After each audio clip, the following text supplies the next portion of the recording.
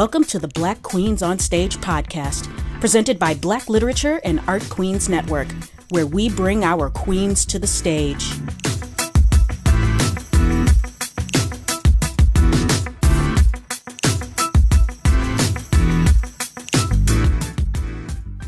You're listening to the recorded audio of a special Facebook Live episode called The Black Actor Conference. To watch the full video version, you can visit the Facebook page at facebook.com/BLAQ Show Michigan or at BLAQN.org. Thank you for tuning in and enjoy the episode. Hi, and welcome to the podcast or live video, if you're viewing this, where we honor and acknowledge Black women performers and discuss topics of equity, diversity, and inclusion in the talent realm of Michigan. My name is Ashley M. Lyle, and today is going to be different than the normal interviewing episodes once you tune in and listen to the debut episodes of this podcast. Today, I'm joined here with five wonderful Black actors that, sorry. This where we honor and acknowledge Black women performers.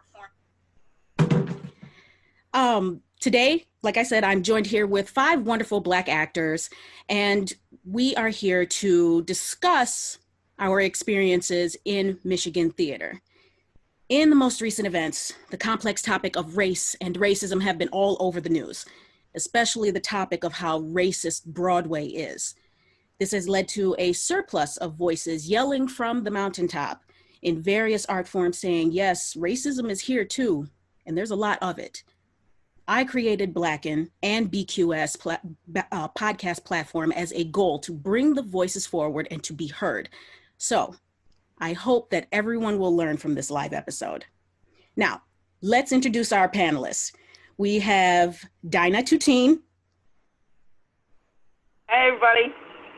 We've got Bryana Hall. Hi. Dan Johnson. Hello, everybody. Mike Sandusky. Hello. And Jonathan Jones. How you doing? Our sixth panelist, our sixth actor, Gigi Martin, she wasn't able to attend. There was a sudden family incident, so our prayers are out there with her. We hope that everything is okay and you are with us in our thoughts. We love you, Gigi.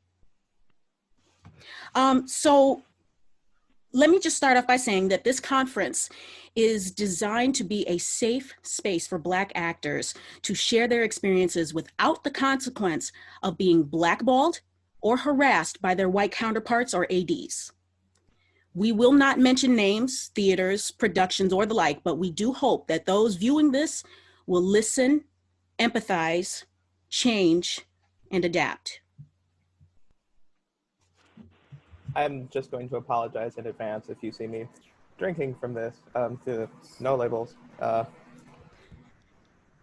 If you we're gonna need a lot of parchment because we're gonna be doing a lot of talking. There's a lot of topics that we are going to be discussing. So yes, so to add on to that, I want to make sure that I fully acknowledge that there are 6 Black-owned theaters in Michigan and 1 Latinx POC-centered theater. And there are 5 in the Detroit area, 1 in Flint, and 1 in Kalamazoo. If there are more, please correct me. We have Shakespeare in Detroit, Plowshares Theater Company, Face Off Theater, Clubhouse Theater, Black and Brown Theater, Detroit Lighthouse Community Theater, and the New McCree Theater. Now, one more thing to also add is that there are 3 of these theaters that are Black women owned, and that's Shakespeare in Detroit, Face Off Theater, and Detroit Lighthouse Community Theater. And if you're feeling extra generous, if you're feeling generous, please go and support those theaters by all means. Your support helps all POCs that are performing at their theaters and helps them to continue their shows. And if you're feeling extra generous, you can also donate to my organization, BLAQN. You can visit www.blaqn.org, or if you look in the description for the Facebook, you'll see my Cash App and Venmo and PayPal information. Now, let's get into our topics for today. Are you guys ready? Yes. You know I'm so ready for this. I'm super psyched. All right. Code switching, microaggressions, and silence. So code switching is a survival tactic, and even with this survival tactic, Black actors are still faced with microaggressions that leave us pissed, shook, and or bewildered. And we end up staying silent, sometimes because we don't want to lose our jobs or be ostracized from the rest of the cast. So my panelists, I want you guys to explain an experience you may have had with microaggressions and how you handled it or didn't handle it. And then what can theaters and ADs, if they're not the ones causing the issue, do to support Black actors when they are faced with microaggressions from their fellow white actors? I think maybe to start with, it might be helpful just for anyone out there who doesn't know, to explain what code switching is. Mm-hmm. Code switching basically is something that a lot of people of color do in terms of interacting in the world in which we find ourselves. There's basically a way that we talk to each other, a way that we behave with each other, a way that we act around each other, and then the way that we act around white people.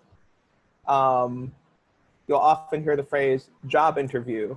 Basically, I'm putting on my job interview voice because I'm going to be in an environment surrounded by white people.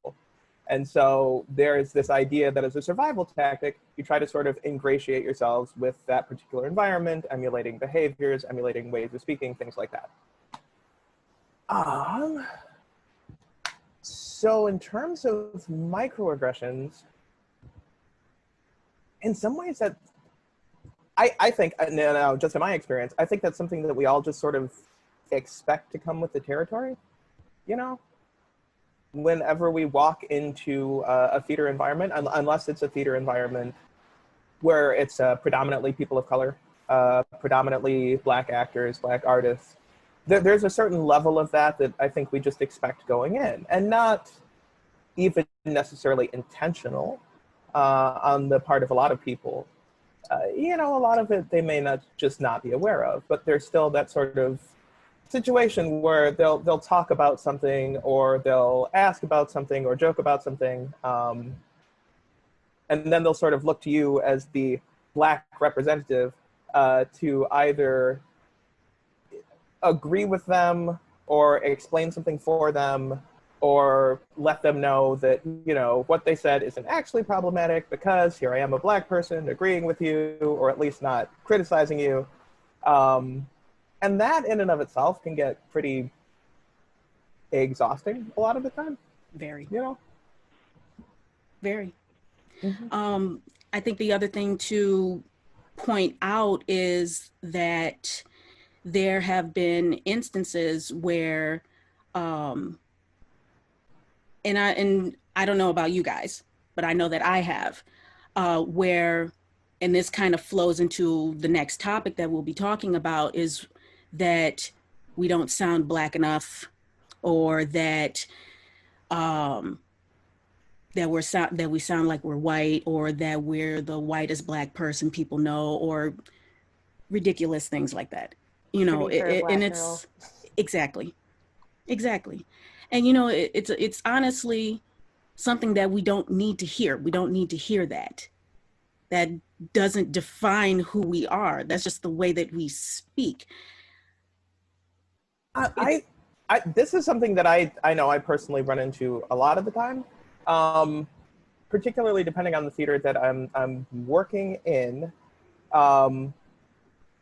I already know walking in the door, people aren't going to know what to make of me because I'm Black, but I'm not Black in a way that they might assume a Black person is, which, what exactly is that? Right. And so there'll be this sort of confusion about, okay, well, we're looking for a Black actor for this, are you capable of being Black enough? I'm like, yes, I live in America. I'm Black. I Be promise. more Black in an audition. And I don't know how to take that note. Can you sound more like a Black woman? Well, I am one. Inherently, my voice is the voice of a Black person. My speech is the speech of a Black person. I sound Black because I am. Yeah. Mike, you were going to say something?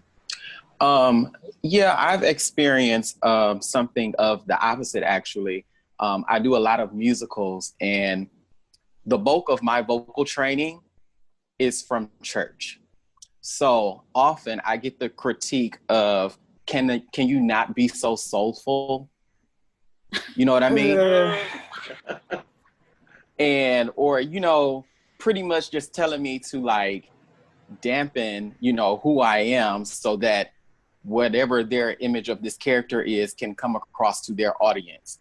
And that, you know, does not sit right with me either, because, you know, all I know how to do is be soulful or to sing with emotion, because that's how I was trained.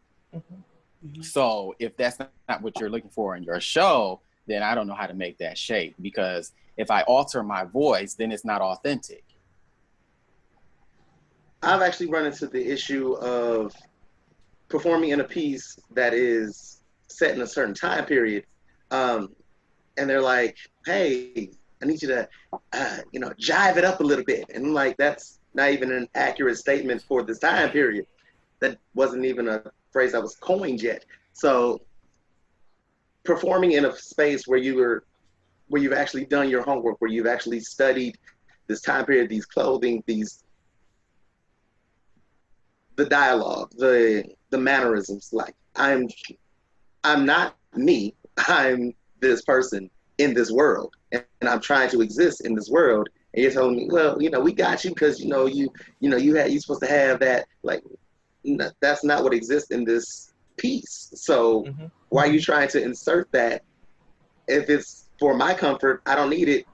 This is what we're doing. And if you're trying to appease somebody else, because oftentimes there's some type of grant or some type of association monetarily associated with that you're trying to appease somebody, that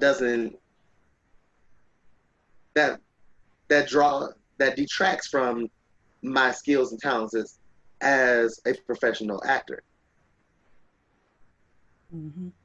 I was once given a direction where it was this wonderful fantasy character, and it was expected of her to have this certain tone to her voice.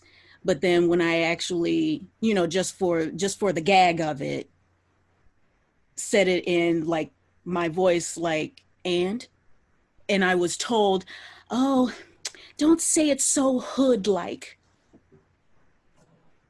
Yeah. Bring down the hood. So Hood. Here's another question. How many people have ever been asked to be more urban? Unfortunately, I haven't, but I've heard stories. Yes, to be more urban, or to be more hip hop. You know. So what do you guys think that theaters should do to support Black actors when they're faced with microaggressions from their fellow white actors or ADs? Say something. Open your mouth and say something, and don't just giggle it off like, oh. See, what I think what happens is with the microaggressions, people get scared and they don't know what to say, so they sit there silently and they're just kind of like, and then they'll come up to you afterwards privately and say something. But it's like, no, you have to say it publicly, because a lot of times they'll just say it, whether they know there's microaggression or not. Sometimes I will say they don't know what they've said. But no, you gotta say something. Gotta give it a voice. I agree with Dinah. No, completely agreed. Like, if you are trying to support us, support isn't helpful if it's just to us. Support is support for us within the entire environment. And that includes everybody, you know. And so giving a voice to it, like Dinah said, in the moment. And that's something that I think I personally have gotten pretty used to and pretty good at. If I'm dealing with something that is verging on being particularly problematic, I'm used to advocating for myself. I think all of us are. But for theaters and ADs, you know, who aren't Black, Indigenous people of color, you know, white people, absolutely, say something. You know, especially if you look at us and we're looking at you like, well, that's kind of wrong. You can see we're uncomfortable. You can see that we're upset or a little frustrated. So speak up. It's okay. The other thing that I think that theaters can do is, particularly people, before they even say anything, you know, if just check yourself real quick. Like, it's understandable if you want to make light of certain situations, but before you say anything, play it in your mind. And is what I'm saying racist? Maybe I shouldn't say it if I have to question it. Right. So let's go on to the next topic. And that is racist theater jokes. Ooh, that's a fun one. So as cast members grow closer and feel more comfortable with each other, playful jest happens. And there's nothing wrong with that. But when jest becomes more microaggressions, harassment, or just full-blown racism, it becomes a problem.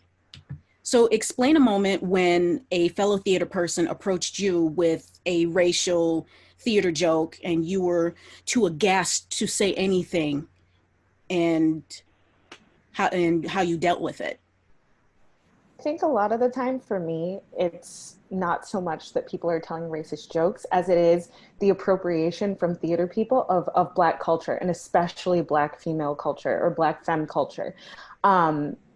There's just a lot of like neck rolling, a lot of snapping, a lot of girlfriend, oh no you didn't, that like is directed at me that like I've never put out there. And so it's like, why do you come to me with this energy? And think that that's something that is healthy or that is the way that I communicate, because I've never communicated with you that way. And I think that's a huge problem that like Black femme presenting people in theater. I was in a situation in a cast once where the director was telling their cast, okay, I want you to be excited. I want you to give me energy, but not Baptist church excited. Wait. Somebody said not Baptist church excited, or did you add that? No. The director, the white director said, but not Baptist church excited. No.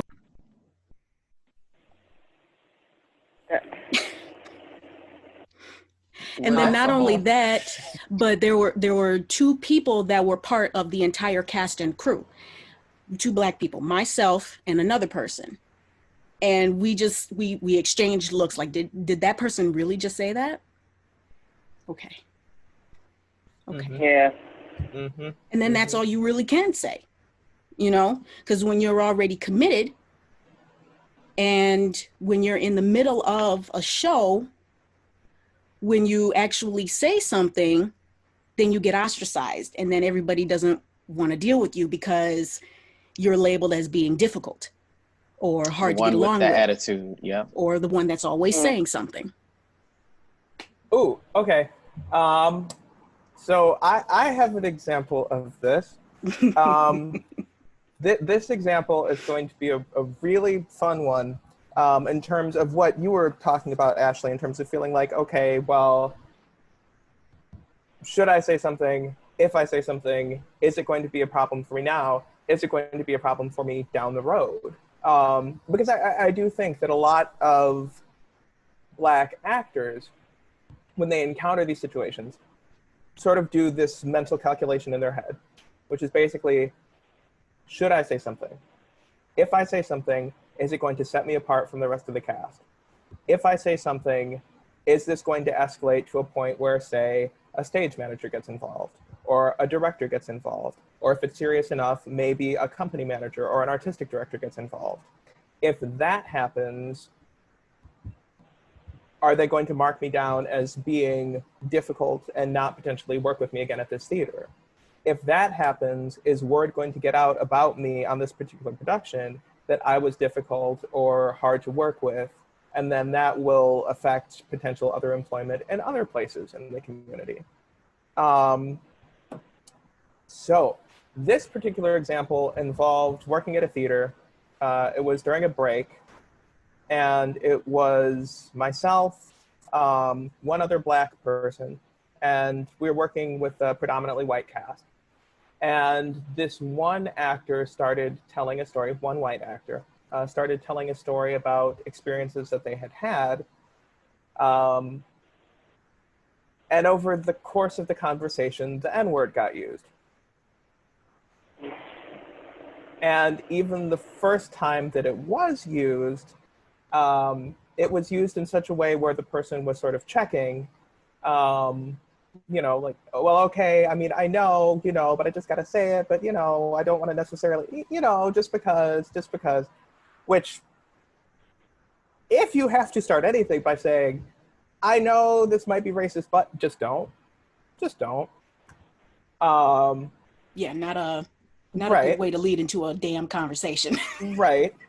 But then they felt that they were okay to use it, and continued to do so, then later adding that they had the ability to use it because they came from a particular place. Now, I absolutely did not co-sign on this, but in the moment, I did that mental calculation in my head, and I went, this could potentially not end well for me if I say something about it right now. Because I didn't know at the time that even if rightfully, I said, okay, wait up. No, this is a problem. That I would have enough support from the people around me. Mm-hmm. So that was not a great day. Yeah. What about you, Jonathan? Have you experienced something like that? My experiences tend to fall into the same category of familiarity. Once we've been around each other for a while, or we've been around each other in intense moments, people feel real comfortable, and so they start to take those liberties. So I've had several of those situations where people are like, "Yeah, man, that is it? Yeah, it's. I mean, it's okay if I say it though, right? It's not okay. It's not even terminology that I'm going to use with you. So I definitely don't want you using it with me. But it's the reverse code switch. Mm-hmm. It is, I'm going to talk to my castmates one way, but I'm going to talk to you a different way. Mm-hmm. And I've gotten that from the cast members up to ADs, up to directors. I literally had a director tell my scene partner, well, I need you to really focus on making sure that you have this blocking down, because he's just going to do what he wants. And I'm like, this is the blocking you gave us. Like, I don't think that's right. I mean, I'm pretty sure I didn't put that much rhythm into it. And I'm like, it's a dance, so it should have rhythm, and these are the steps that were taught to us. So this is, I understand that you don't remember, and apparently neither does my scene partner, but fortunately here are the notes. these are the things that you had us to do. It's like, oh, well, I didn't know that you wrote this down. Like, I can write, I can remember, I'm an actor. This is what we do. Jonathan, hold your thought for just a second, because it looks like, according to the chat, some people are having a hard time hearing. Hold on a second. Ooh. I'm sorry.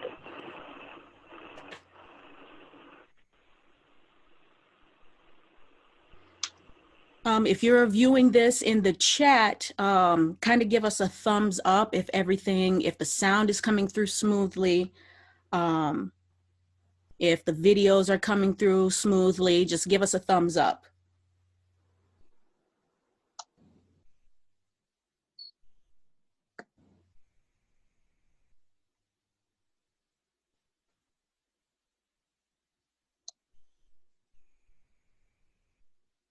Okay, perfect.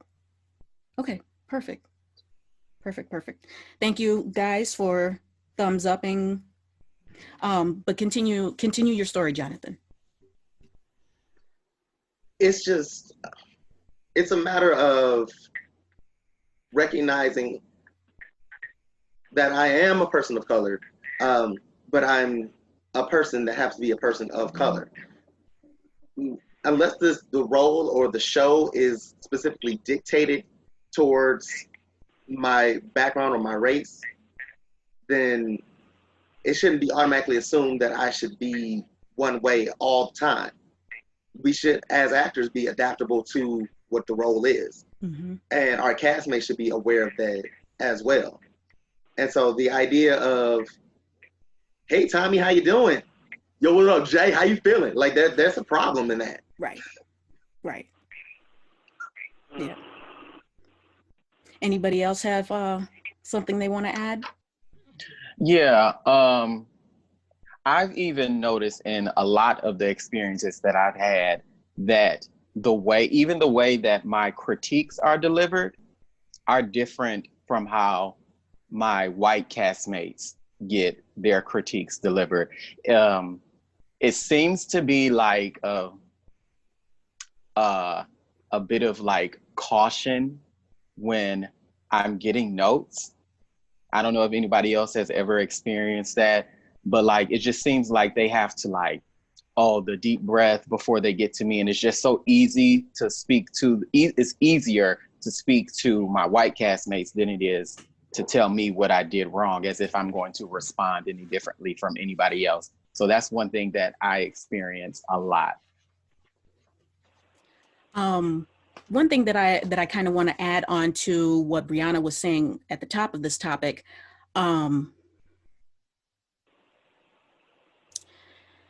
it is never okay to describe a Black woman as Medea. Ever.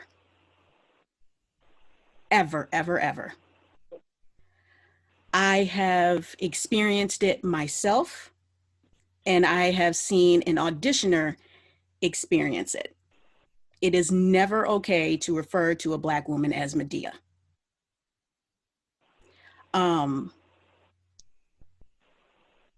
Yeah. We are our own individual person. Whether if you don't like something that we did or what we're wearing or what we sound like or what we look like, it is never okay to refer to us as some fictional character that is a man dressed up as a woman. It's just never okay.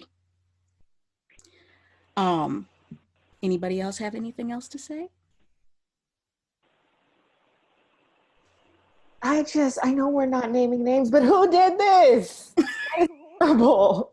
I'm so sorry that happened to you. Yeah. Yeah, that's horrible. Yeah. Theater. We need you to drop that name in the comments or something. Like, Not right now. Talk to No, we can't do that. You can inbox us because inbox us later. Like, inbox me now. Like, so I feel like unfriended if I'm friends with them. I feel like I need to go pay thanks street or something. Like just. You might know them, but we're not doing that. We're not doing that. We are not. That's we fair. are not. That's fair. So, but we will find out. Yeah. Here's the thing. So, the routine masculinization of Black women is another whole topic that I feel like we need to get into. Speak on it.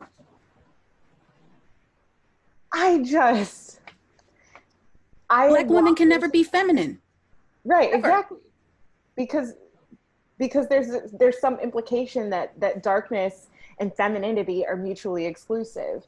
And here's the thing, I've walked into women's bathrooms in theaters and had signs posted like, you know, if you're secretly a Black man or blah, blah, blah, all these transphobic comments that like, oh, if you're standing up to pee, this means you, Bryana, don't stand in this bathroom. And not only is that transphobic, not only is that just all kinds of messed up from a gender perspective, absent of me, the only difference between me and these people who are posting these signs in this bathroom is that I'm Black. That's the real thing? Somebody actually did post up signs in bathrooms? Mm-hmm. So you're definitely going to say where that happened, right? Not on this call. Not on this call. No, but honestly, like the masculinization of Black women is so endemic on so many levels. And this, the example I'm about to use goes back to the creation of art itself.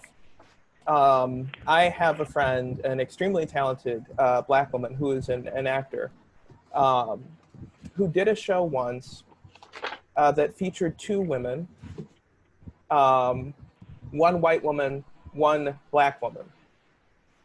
And the character description for the white woman was, and I quote, white, live, and lovely. Whereas the Black character was described as almost mannish. Mm. You know, so when it comes to trying to tackle this problem from all perspectives, and I do think it needs to be tackled from all perspectives, in some ways, this goes right back to looking at the art that you are trying to put out into the world. If you're an artistic director and you happen to notice those kinds of character descriptions, you know, and going off of those character descriptions within the show itself, that stereotype absolutely, at least on the page, carried through to the characters and how the characters were written, you know. So right from the jump, it's hugely problematic and hugely dismissive and damaging to any Black woman who would be asked to play that part. Yeah. You know.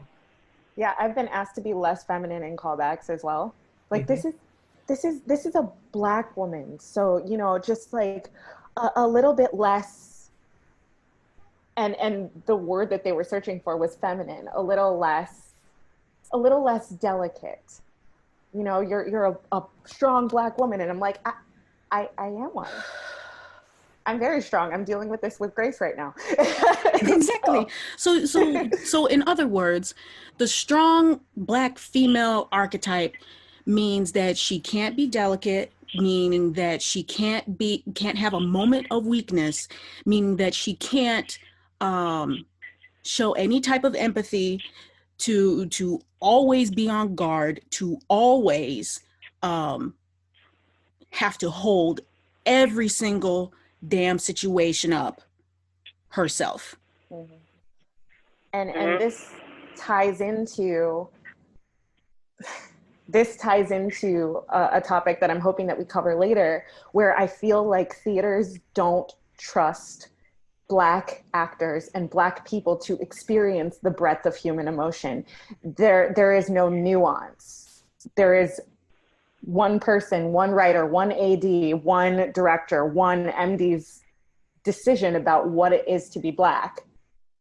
And that comes from a white perspective and is inherently reductive. Yep. I think all of us deal with, certainly, you know, because all of us have been working around here for a while, all of us understand the perspective of trying to work within the context of whiteness. Because in so many areas, in so many theaters, it is entirely a white perspective, including a white perspective as to how Black people should be, or how Black people are, or how Black people feel, or how Black people experience emotions. And a lot of the inherently racist and frustrating and problematic things that you sort of encounter, because there is that lack of any perspective other than a white perspective, will be spun to you as a positive. Like, okay, yeah, sure, so you're not expected as a Black woman to have any kind of real emotion or weakness, but that's empowering, right? Because you're a strong Black woman, right? So shouldn't you feel like you're empowered on the stage? You know? The only problem with the Black woman, it is usually in one aspect, that she's loud and she's angry. That's where they put you. Loud and angry, doesn't have any type of, there's no vulnerability. She is not allowed to be vulnerable, not allowed to have that open space. It's bam. You're angry, you're loud, and you're going to, and everyone's going to know. And yeah, and then there's that masculine aspect. Yeah, ugh. And it's like, wait a minute, no. If you're going to be an actor, you have to be multidimensional. Don't look at me and tell me that that's all you see me as. Now, I know personally for myself, I haven't gotten so much the speaking. It's more about physically for me, and it's usually my hair. They get scared. As soon as they look at me, they look up. I have seen them look up at my hair, and they're like, oh, crap. Yep. What are we going to do? Mm-hmm. And they come over, like one of the last shows that I did, they were kind of like, we could get someone to do your hair, or, you could get a wig, because, yeah, your natural hair, and it was like, all right, take it easy, take a breath. I will handle it. And you can see they leave out, oh, Lord, thank goodness.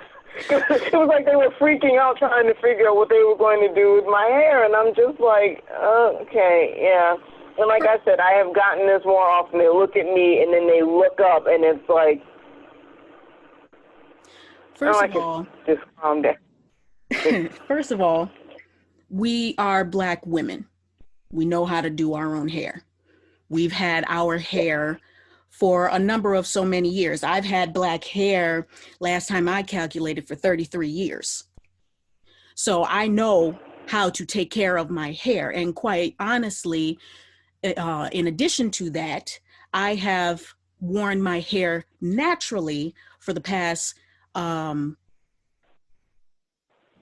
15 years.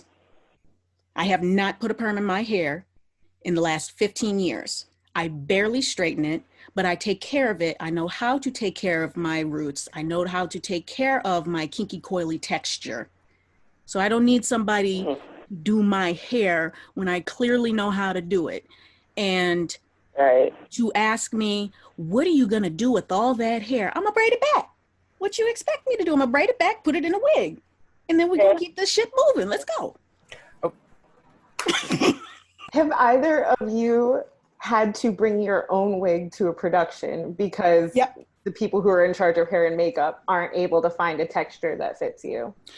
Not in the sense where I've had people that did hair and makeup, because quite honestly, in my own experience, I've never had anybody really do my hair, because I always did it, because I don't trust nobody else to do my hair. But I've always suggested bringing a wig, because whenever I'm thinking about my character, I think about the outer appearance and what he or she or they, whomever, whatever character I'm playing, looks like from the outside, and then I'm able to design how she looks. When I was getting ready for, and I'm going to mention this because this is in a positive light, rules for active shooters. When I was getting ready for that, I knew exactly how I wanted my character to look. And it was a salt and pepper, short bob cut wig.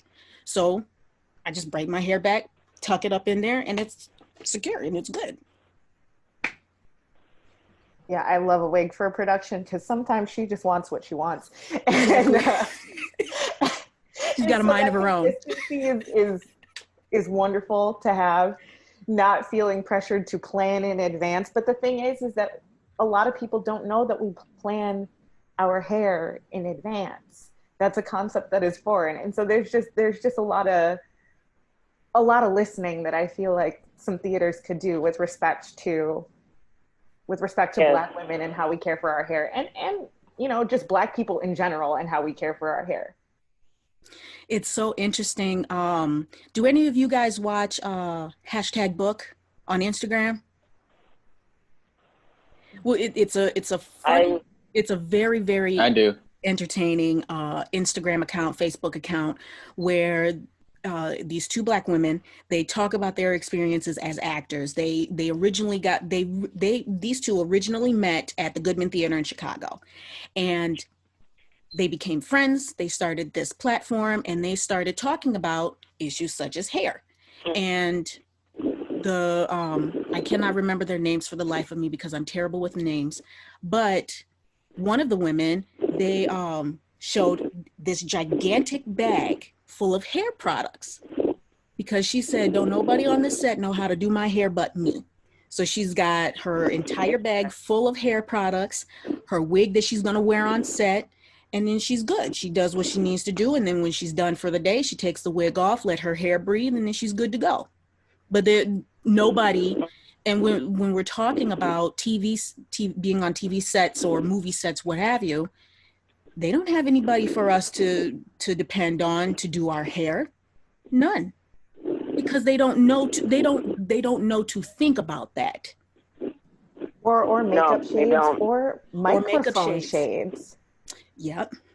I was in a production where the theater had to purchase microphones in like the actual earpiece to accommodate a Black actor because they'd never had one in a lead before. So now, before we stray too far off the topic, how should white castmates respond if they hear another white castmate, director, or AD saying theater jokes to their BIPOC actors? I mean, honestly, I think there's going to be the same response to a lot of these particular questions, which is say something, which is call it out, which is if you know that something is problematic, hold on, Dan. Talk to your white castmate. I'm sorry, Dan, hold on. You okay, Dinah? Oh, yeah, I have to switch phones over.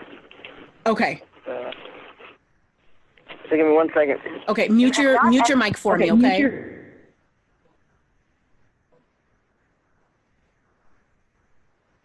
Can you mute it? Okay. I'm sorry, Dan. Go ahead, continue. No. Just like saying something, confronting them in the moment, confronting them right then. You know, saying it publicly, saying it for the entire room to hear. And then following up, it's like, okay, but could you see that when you were saying this person was acting in a certain way, or that this landed wrong with them? You know, white people, I've noticed, are often afraid to talk about race in general. But for some reason, they are particularly uncomfortable talking to other white people about race, which is hilarious to me because they'll talk about it with us all the live long day. But when it comes to actually confronting another white person and saying, you know what, that was racist, that was wrong, for some reason it gets very, you guys, it's a joke. You know, which again is not very helpful or useful, you know.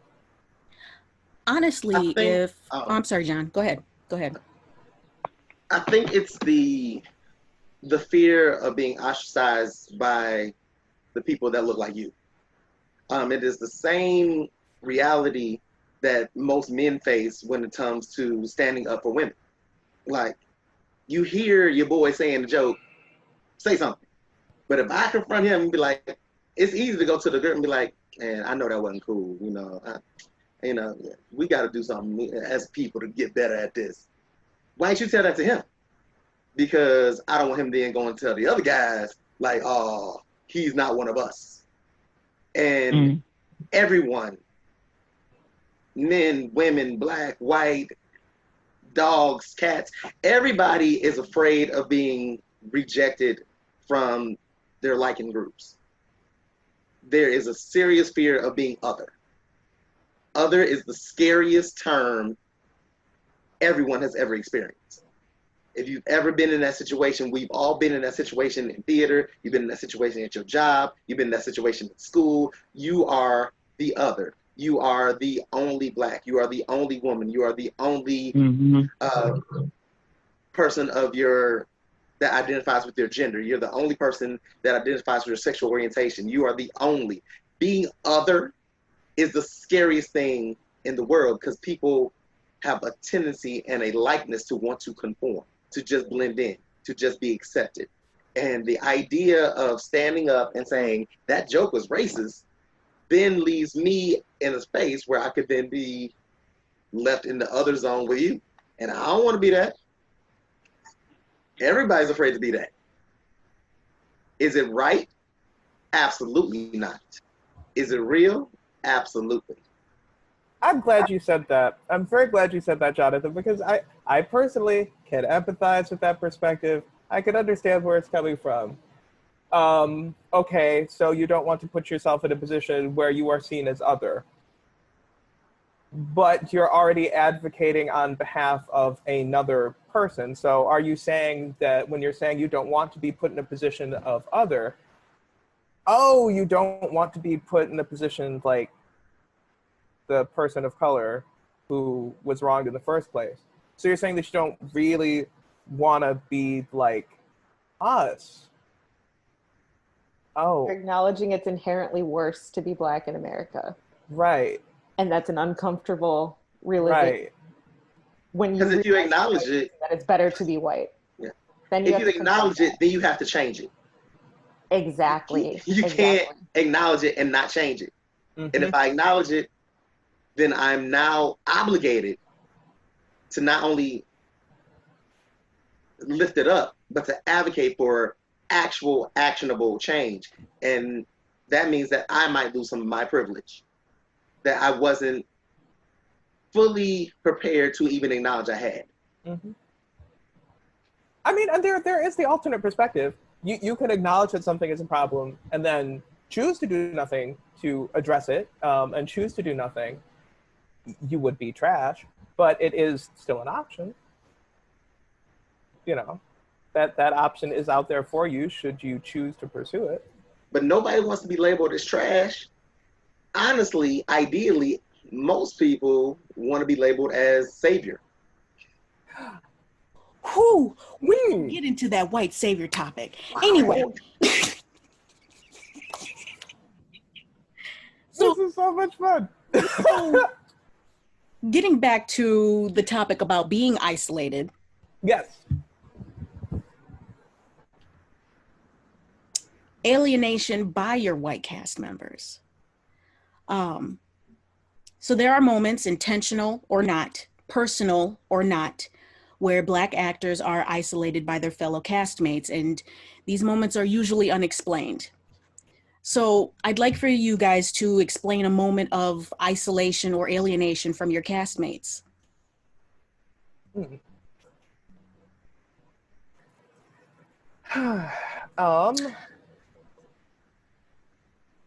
Mike, were you going to say something? Yeah, let me go. Okay. So I am often the only Black person in a cast. I went to a historically Black college. That's where I got my foundation in theater. So that's something that I'm not used to. So going into cast, I'm already uncomfortable because I'm the only Black person. But at the same time, I want this to not only be a good show, but I want it to be a cordial experience. You know, I want to make new friends and everything like that. But it I always feel like it takes all of my white castmates the entire rehearsal process, the entire run of the show to get comfortable with me. I try to talk, the response is limited.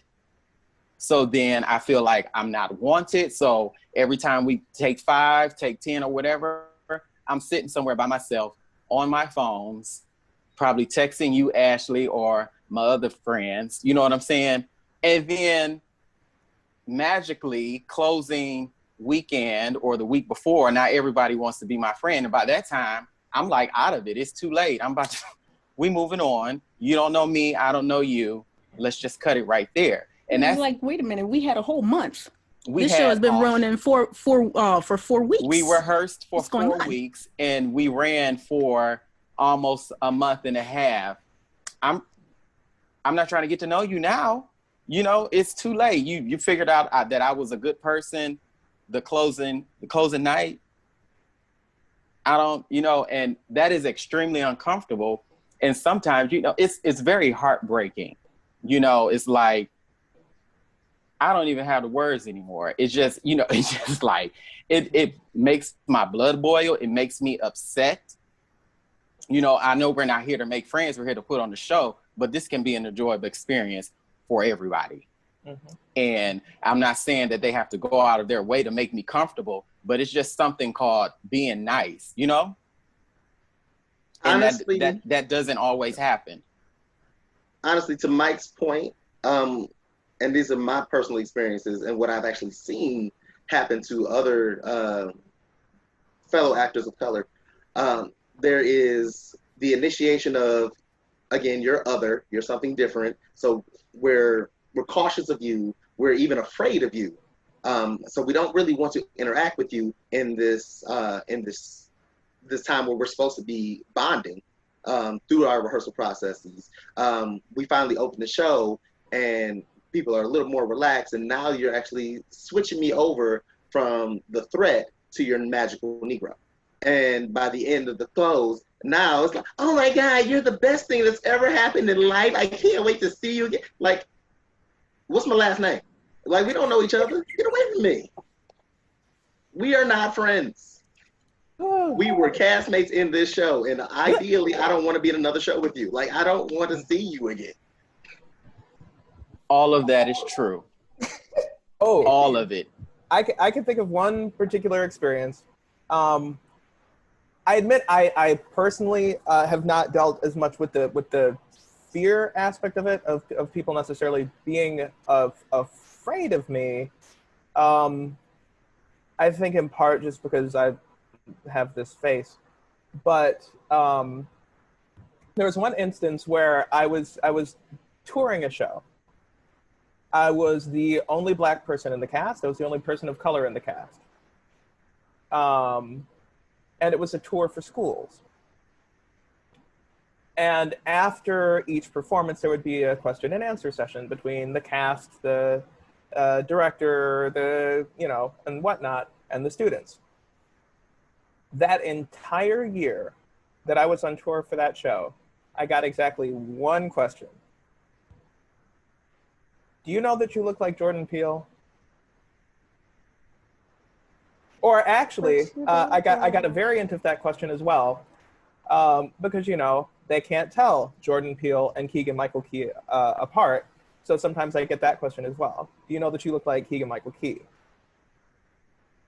Nothing about the performance, nothing about approaching material as an actor, nothing about what it was like being on tour. Questions that every other actor in the show got. I only ever got, do you know that you look like Jordan Peele?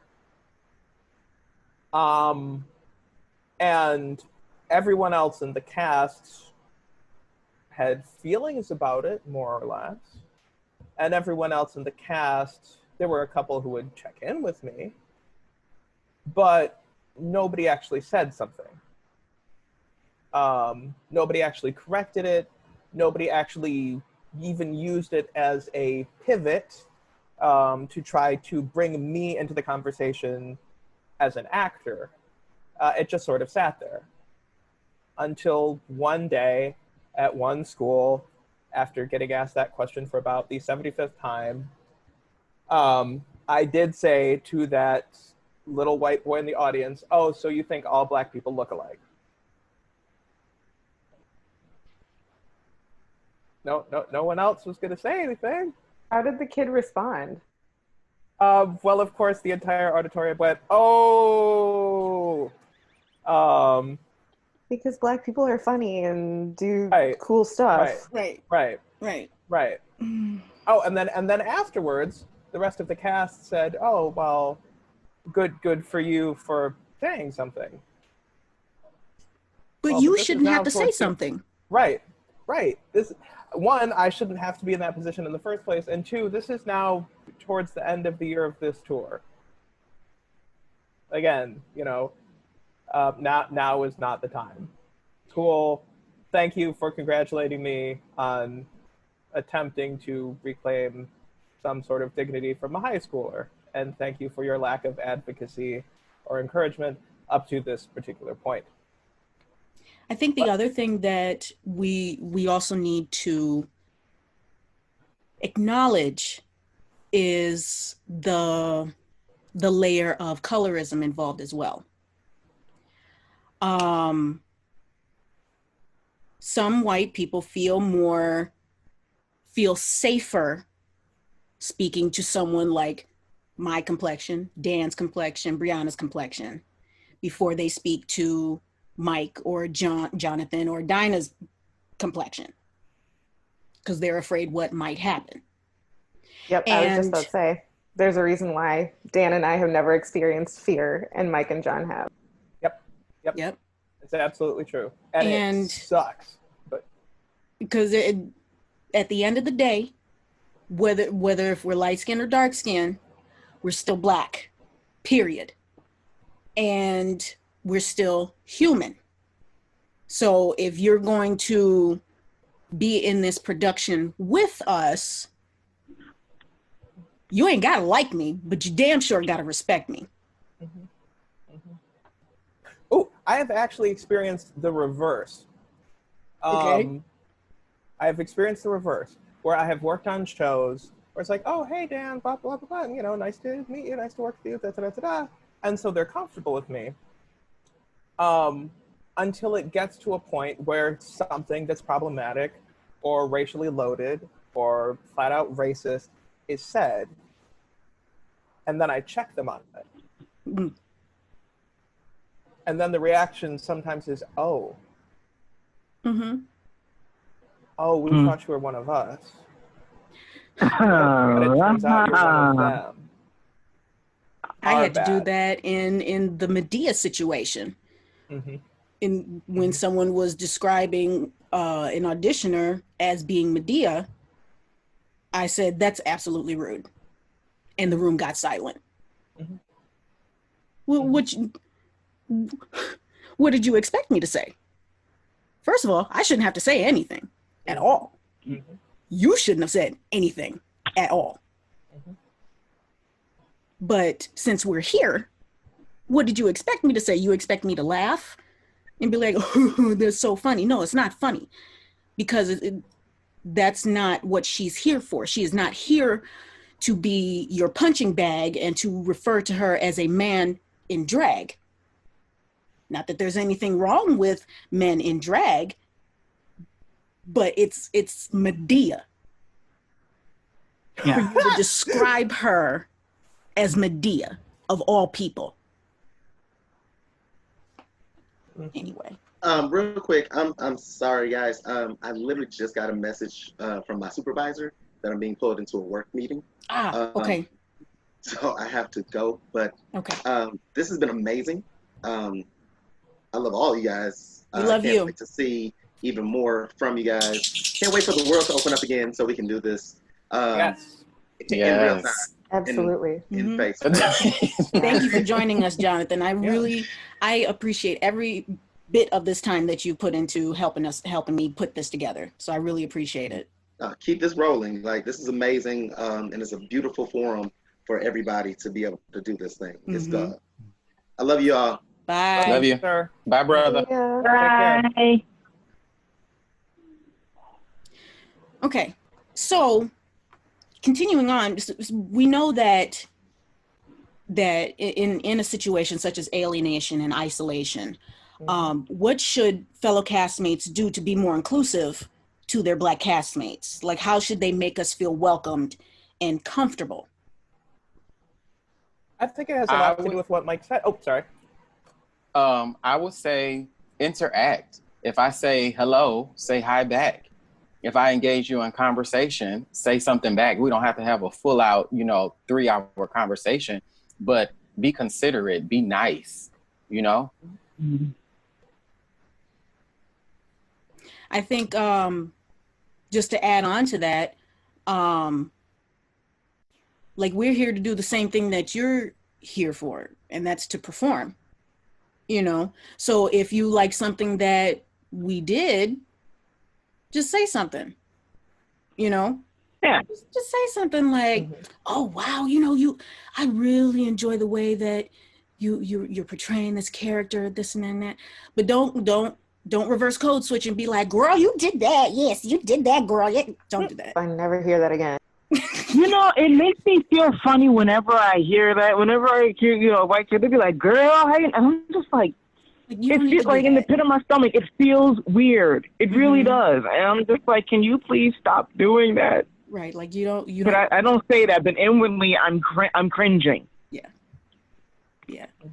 And then to make us feel welcomed and comfortable, all the stuff that we mentioned before about microaggressions and theater or racist theater jokes, just don't do that.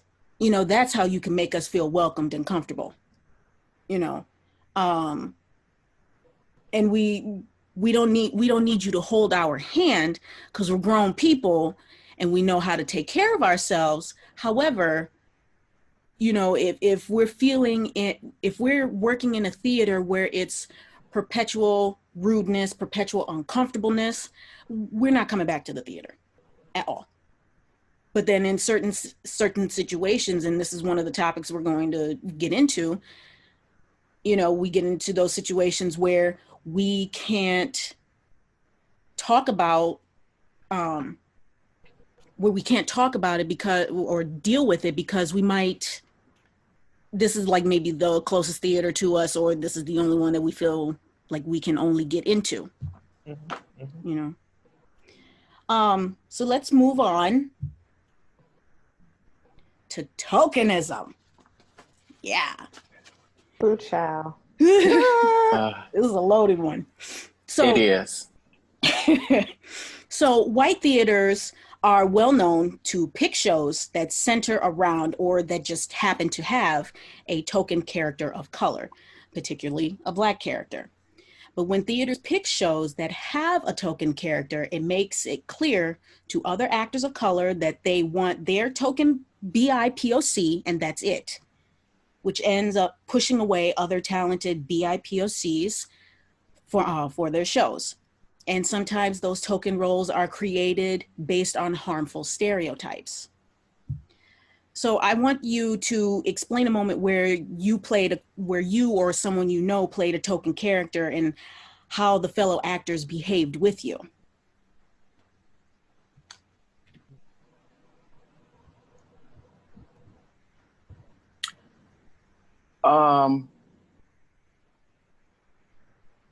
I would say, because this is one of the insecurities that I'm still dealing with,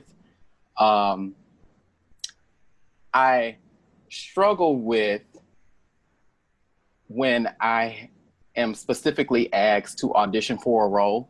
The first thing I do is look up to see if the character is Black. And generally, it is a Black character. So then I'm left questioning, am I getting this part because I'm Black, or do you actually think that I'm talented? And so I really don't know how to answer this question, because that's something that I struggle with still. you know. I don't know if the parts that I have been casted in where the character is specifically, it's a Black character, or they wanted it to be Black. Is that tokenism?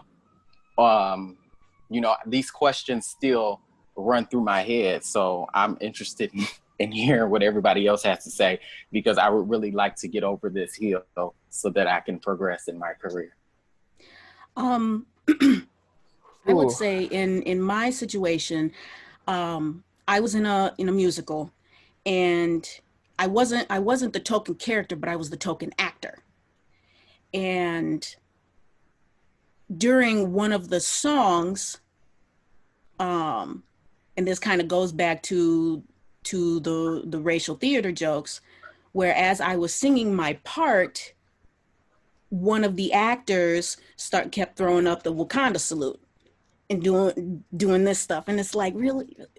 And I mean, I don't mind a good joke, and I laughed at it the first time, but he kept doing it every time I was doing that part, every single time. And it's like, okay, it was funny the one time, but now it's just stop. And I think as far as tokenism is concerned, it was another musical that I was in where it plays on a token Black character. The whole story is centered around this person. And when I was in this show, and this is also another topic. So you had your ensemble, and then like some other part of the ensemble that wasn't part of the main ensemble cast. And it was just really, I can't really explain it without actually talking about it. But it's just one of those shows where you have your one Black character and nothing but white characters, or the theater assigns all white actors to play the rest of the roles, and that is tokenism.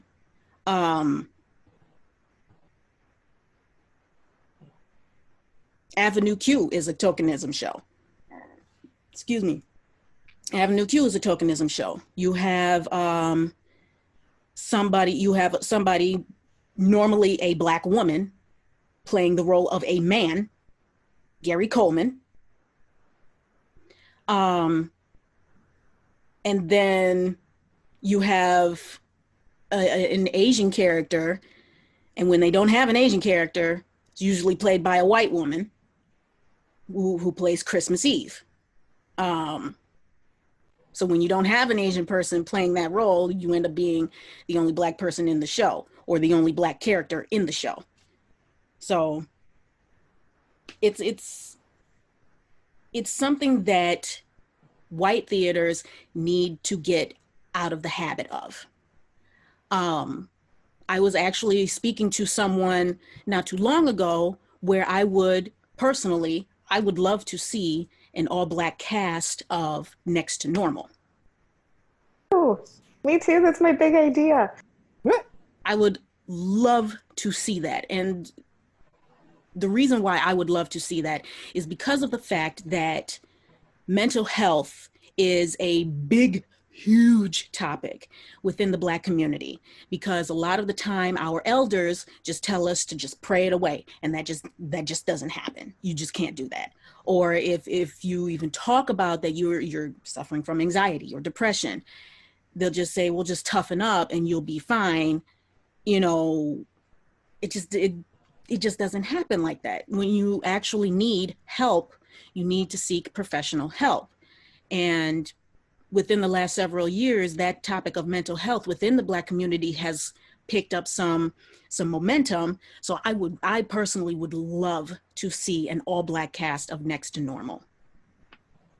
Yeah, I want to jump in on two things you said, Ashley. So first thing is that access to mental health care and the perception of mental health care in the Black community feeds directly into that stereotype of Black women as this monolithic expression of strength, and deprives us of the opportunity to be vulnerable with each other and with the outside community, right?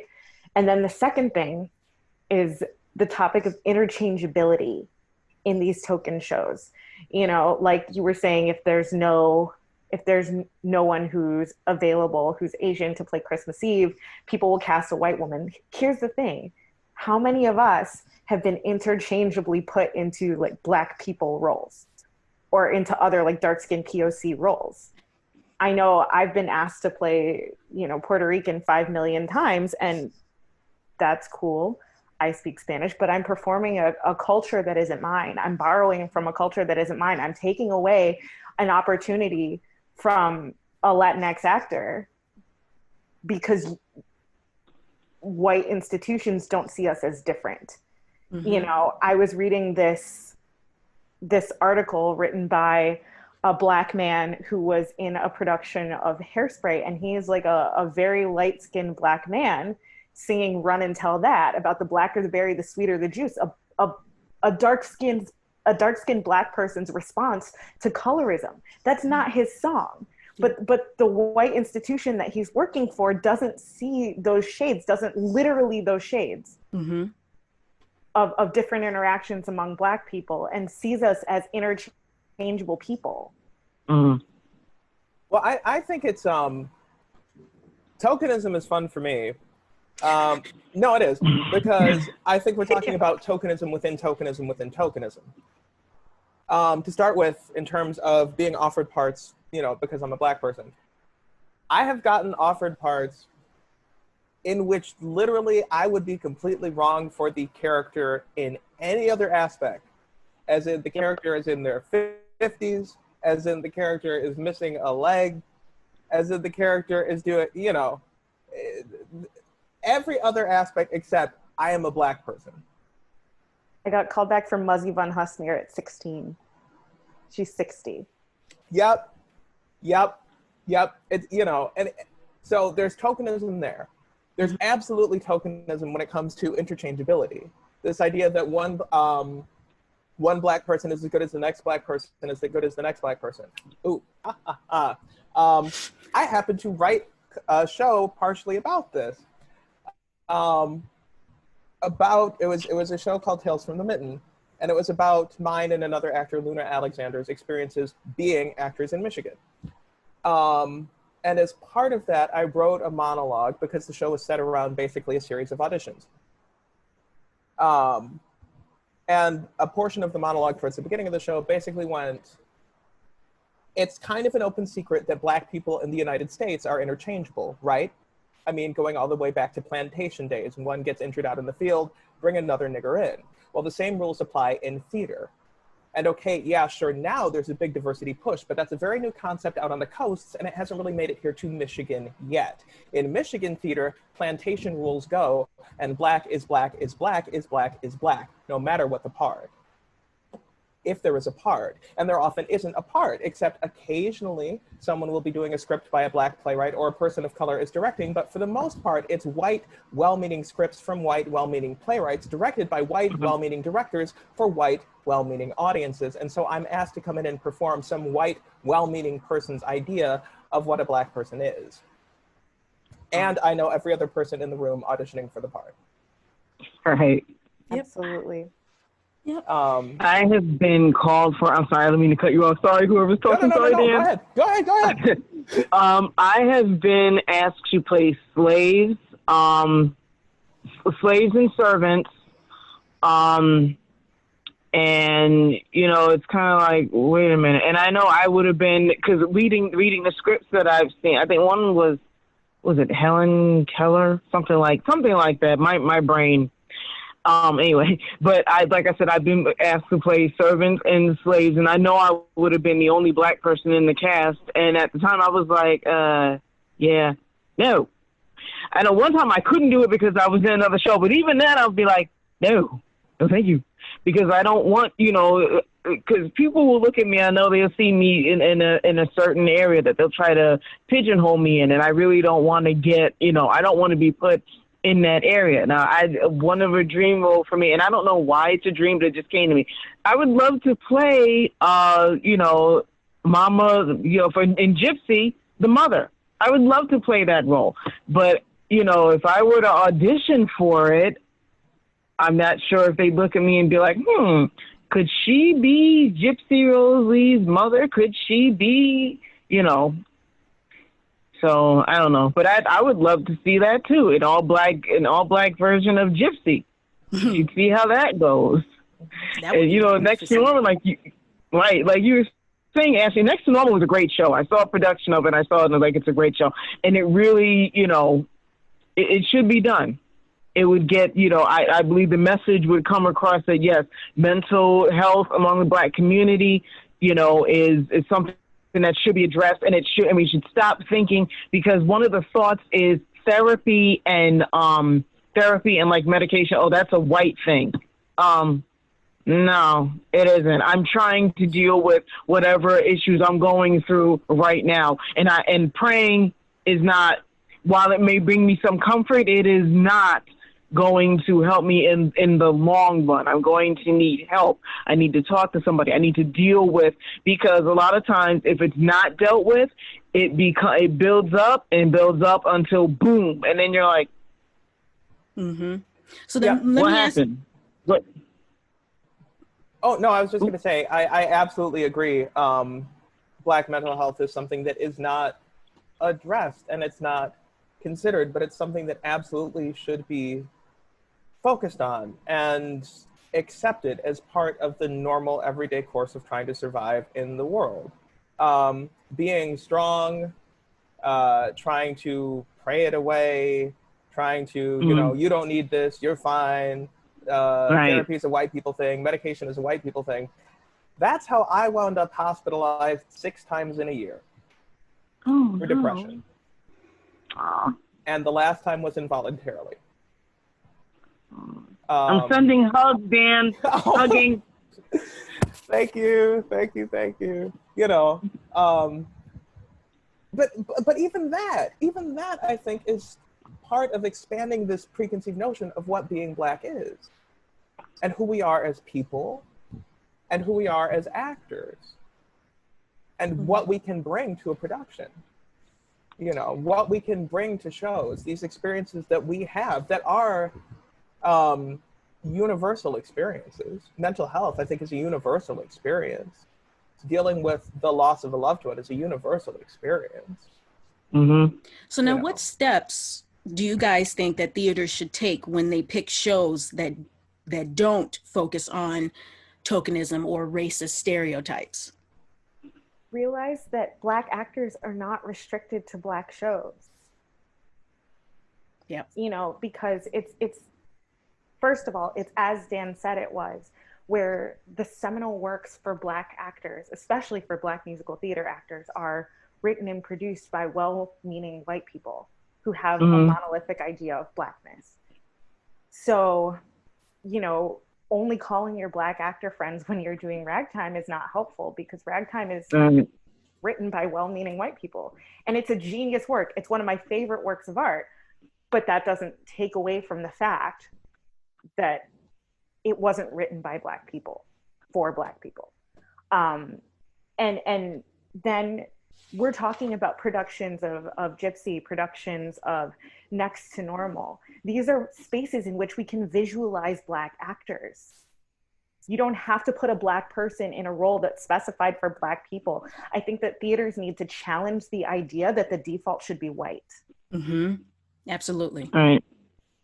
Absolutely. But I would say do what you say you're going to do. You know how many times I've seen theater companies and they literally say, "Oh, we're diverse. We cast everyone, no matter what their color is," and then their actions are the complete opposite. If you're going to do a show, then what you need to do, and really research the show first of all. Really research it, and then if you're following what you say about diversity, open your mind. Do not get scared and shut it down. Open up your mind and tell the truth when you are doing diverse acting. Don't sit there and lie and turn your mission statement into a lie. Because that is the one thing that bugs me. I've seen so many, and they're like, "Oh yeah, we're diverse and we cast everybody." And then when they do their casting, it's like, "What the? Did you just lie? Don't lie to us. Don't lie to us. We're not. But they cast one. They cast one. Yeah, so they can check off the box. Right. Diversity box is checked. Yeah. It's like Roman Wellington Banks part said. of this. Oh, sorry. Oh, I was going to say, it's like Roman Wellington Banks said, the first Black Evan Hansen. He was like, you know, we're so busy asking Black actors to fight each other for table scraps that when we cast one Black actor, a theater can say that production is diverse. A theater can say that production is inclusive because we've cast the one Black actor. But the thing is that there are 5 more in the waiting room who have been in audition after audition after audition for the same role with the same people, and we're not the same type. Like, can we talk about how long it took for us to finally get a Black Glinda in Wicked? Okay, almost 20 years, 15 years. Yeah, a long time. Years. Too long. And the thing is, I didn't even think I could be Glinda. I kept saying, you know, oh, I'm an Elphaba, I'm an Elphaba, I'm an Elphaba. Thing is, I'm a legit soprano.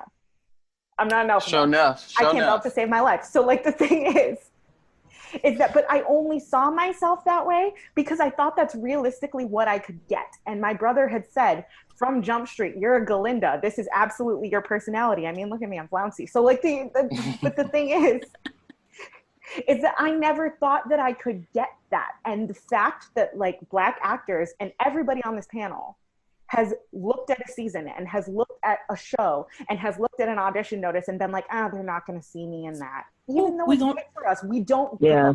We got that topic too. Yup, we sure do. But here's something I personally get concerned about sometimes, expanding our concept of tokenism further. Do you ever worry about being the Black actor at a particular theater? Say that again, I couldn't understand. Do you ever worry about being the Black actor at a particular theater? Yeah. This idea that, you know, you're the one that they go to. Oh, yeah. Oh, okay. Because every theater has its one, or its two. Yeah. Or if they're really progressive, they're 3. The magic 3. Yeah. The thing about it is that what theaters need to realize, and not just theaters, but just white people in general, is that because Black people are not a monolith, you are not going to get your white palatable Black person at all. Not all the time. And for you to try to get away with saying certain things around your so-called white palatable Black person, you just can't. I've been in a situation before where someone was singing the entire song, a white boy, singing the entire song of Gold Digger. And when I approached him about it, I said, you can't say that word, bro. You can't say it. Oh, why? Because I'm Black? So-and-so lets me say it and he's Black. No. He is not here for him to be your palatable Negro. That's not what he's here for. And I'm letting you know right now that you are being tremendously disrespectful. And you're dismissing what I'm. Right. Well, that has been a debate for the longest time. You get the white people that think they can say the actual word, and they'll be like, well, you know, here I can say it because my Black friends, and it's like, no. Let's no. Oh, but you're put in a position. You are put in a position where you're expected to co-sign it professionally sometimes. Yep. You're put in a position where you feel like you have to, because everybody wants to be employed. Let's move on to the next topic. Yes. And that is Black people in the ensemble only. White theaters have a habit of hiring Black actors regardless of talent and placing them in a gigantic ensemble where they get drowned out. If that same Black person performs at the theater in another production, they get thrown in the ensemble again and again and again. So I'd like for you to explain a moment when you or someone you knew was passed over a role with no specificities of race in favor of another actor based entirely on the color of your skin as opposed to your talent or ability.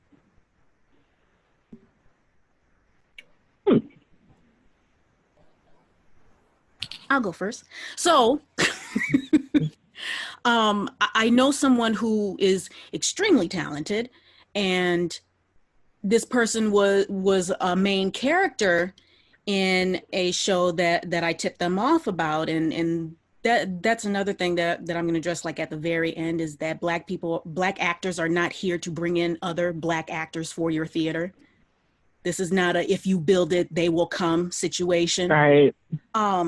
But this person was fantastic in their role, and then every single show that they did at this theater, they were constantly a secondary or third character that doesn't really get much stage time, or they're in the ensemble, and then that's it. When they can clearly, that person themselves can clearly hold a stage of their own, give them the role that they should definitely deserve.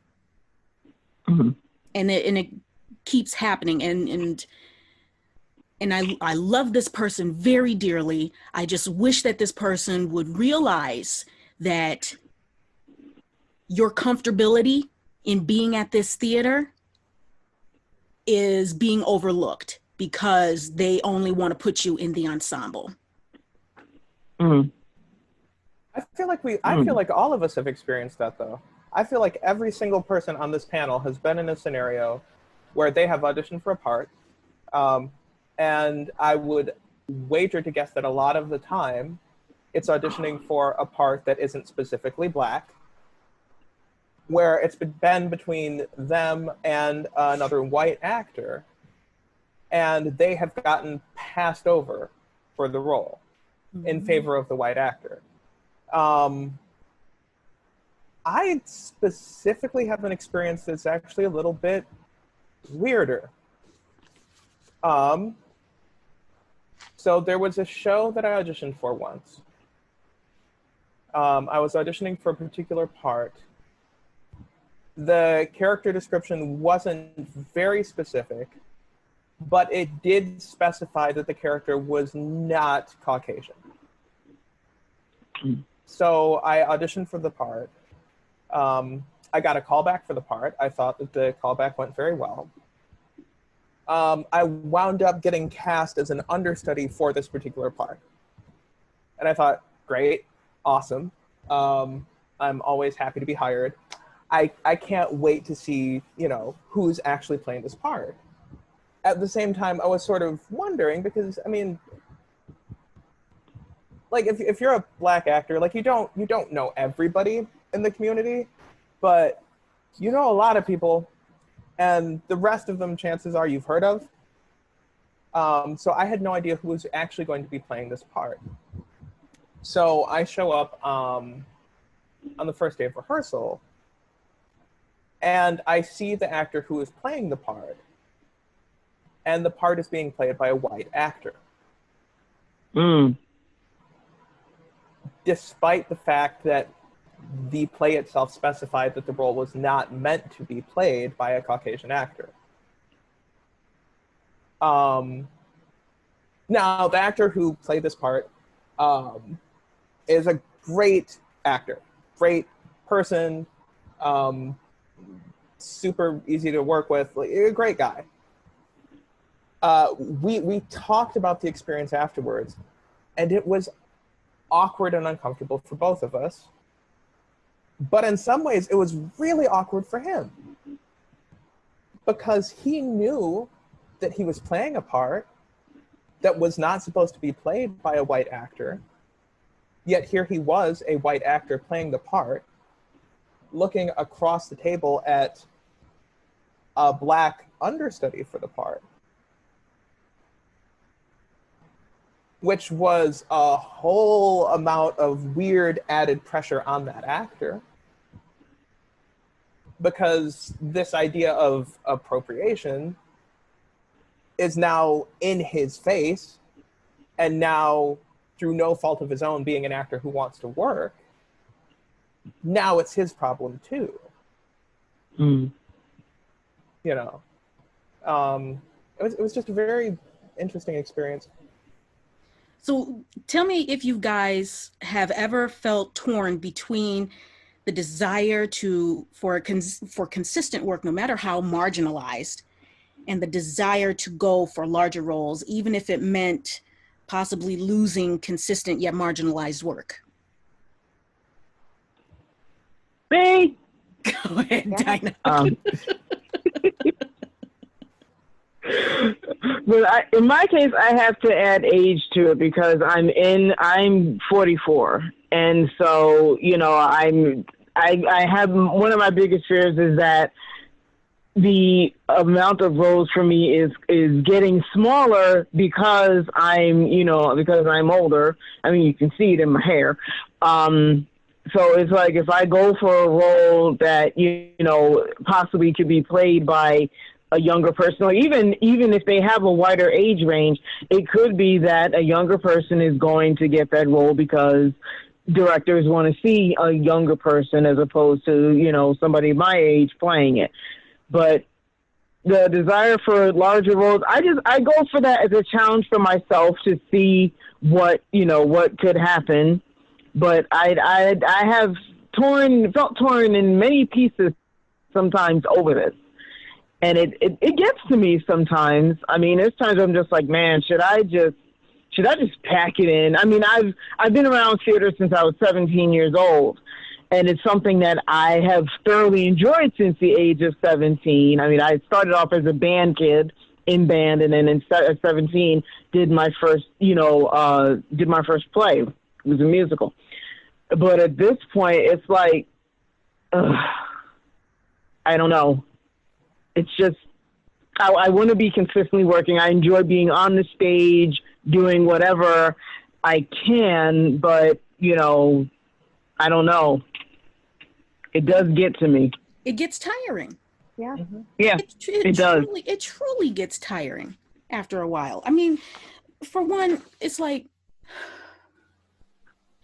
you know that you want the work. You know that you want to be in this show. Yeah. Because it's based on whether if you love the show or, you know, you have to get it because you might need it for your equity stance or whatever. Right. You know you need the work. So now you have to compromise with yourself when getting a show and your talent is not recognized and you're thrown in the ensemble. And there's nothing wrong with being in the ensemble. However, no. When you're presented with a situation where you're constantly getting the ensemble work and you know that you can do that character, yep, but they're not seeing you as that character because you're Black or because you're of a specific age, you know, and they keep overlooking you, that shit gets tiring very quickly. Yeah. Very quickly. Yep. I wanna tack on to that because the desire for consistent work is obviously there. And the desire to go for larger roles is absolutely there. And the thing is that you can go for a larger role all you want. But if you don't get that call back, if they just can't see you in the role, then it doesn't matter what you go for. And here's the thing. Right there. Here's the thing. This is a particularly fraught topic for me because I feel like this happens to me a lot, but I want to share some actual feedback that I've gotten from actual theaters. Again, not naming names, but you know, where, like I said, I sing legit soprano. And so I'll go in for a role and people will say, oh, well, you know, I just didn't see you there. And, you know, I saw you more for this character part, but she's an alto and she's a belter. Do you belt? I just don't see you as this role. Or my personal favorite was I was told by a theater at one point that casting me in a romantic lead opposite a white person would make their audience uncomfortable. And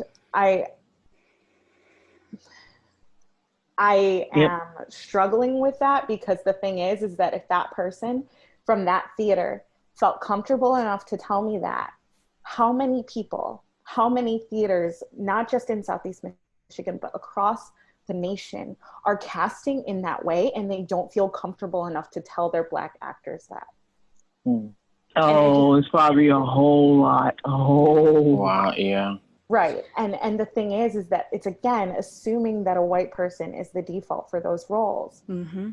We shouldn't be a stretch casting just based on the color of our skin. We shouldn't be against type based on the color of our skin. We are worthy of presenting ourselves in a way that is complex. We are worthy of being shown as being loved. Mm-hmm. We are worthy of being the hero, you know, and people are talking about in this moment, how do we make Black people feel equal? How do we make Black people feel seen? How do we ensure that Black lives matter, right? Yeah. So here's the thing. There's a direct correlation between showing Black people in the center of a story, between showing Black people as people who are complex, as people who are loved, as people who are torn between things and experience a range of emotions other than angry. And somebody in that audience not crossing the street when they see a Black person. Yeah. There is a direct correlation, and we as theaters and we as artists have a responsibility to educate our audiences, to drag them kicking and screaming into a place where we're equal, where we are seen, where everybody has a spot, because everybody has a story. And until theaters that are primarily white or that are run by white people normalize the existence and the complexity and the heart of Black people, we're not doing our jobs. I am so glad you said that. I am so glad you said that, because to be completely honest, I think so many people don't understand that there is that kind of responsibility in art. There is that, if art truly is meant to encompass the world and tell us about ourselves and the way that we live and who we are as people, as all of us as people, and yet at the same time, you choose. Because let's keep in mind, all of this is a choice. You can make another choice, but all of this is a choice. To marginalize Black people, to marginalize Indigenous people, to marginalize people of color, or else to confine them within a white context, a white performative context. Literally, in many cases, for no other reason that you know that presenting us in this way will sell tickets. But presenting us in another way might make audiences uncomfortable.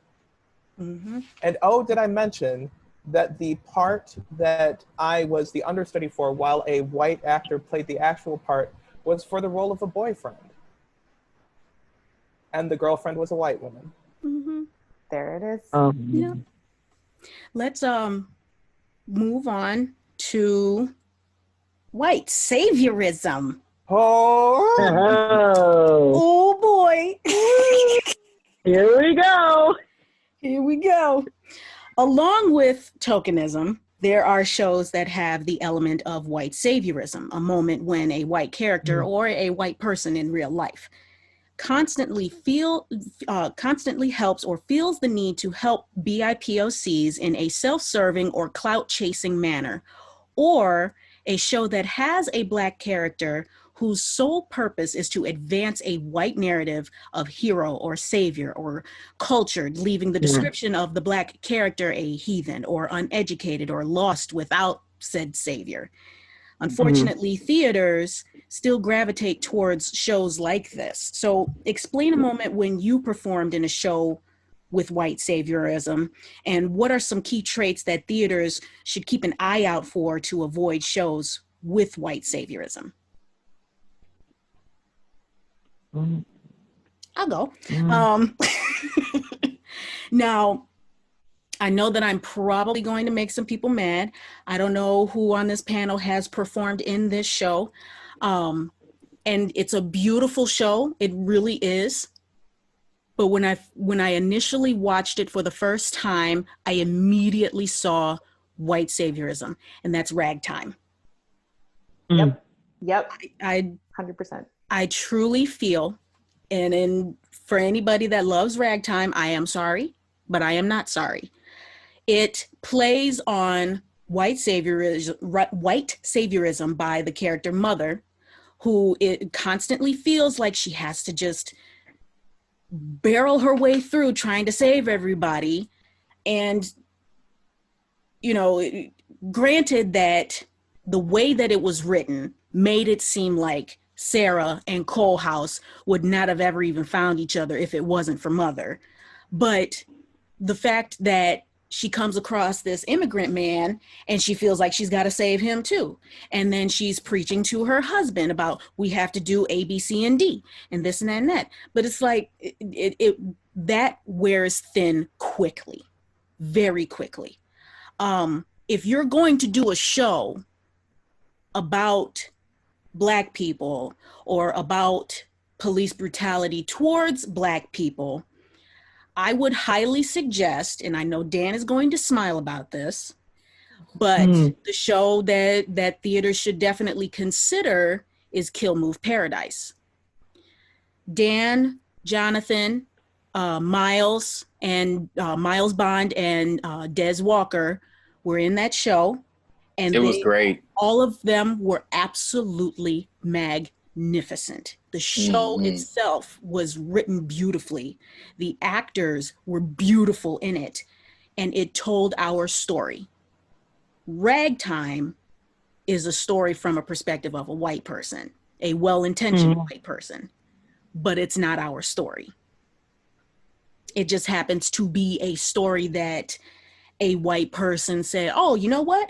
I'm gonna put this in here and blah, blah, blah, blah, blah. You know, but go ahead. Sorry about that. Those stories are also predicated on Black trauma and Black death and Black suffering. Which is something that white people really do get off on. 100%. And that is not the Black experience. That is part of the Black experience, but part of the Black experience is also joy and complexity and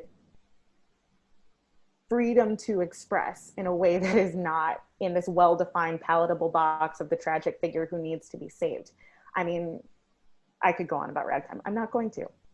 I think in many ways, this idea of white saviorism is so ingrained that it pops up all the time and people don't even consider it.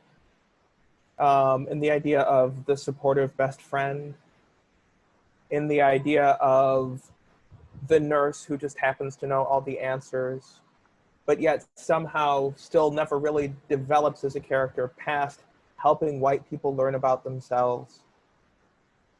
And, you know, at the end of the day, they're able to help advance the white narrative, but really didn't the white people help them too? Because they gave them the opportunity to, to expound upon their magical Black wisdom, or to have a forum to experience their Black trauma, which so frequently, again, is written from a white perspective. And on the topic of Black trauma, I get exhausted of this. I personally get exhausted of this because this is something that Black actors are asked to perform all the time. And it is rare that I have found myself in a situation where I'm working with people who understand what that is and understand what they're asking when they ask a Black actor to perform that. I'm thinking of one show in particular where it was between a Black person and a white person who were in a relationship. And over the course of the show, there was a reveal that even though this couple, this white person and this Black person, were in a relationship, because the white person was embarrassed about it, they allowed their friends, family, whatever, to assume that the Black person was the help. Mm-hmm.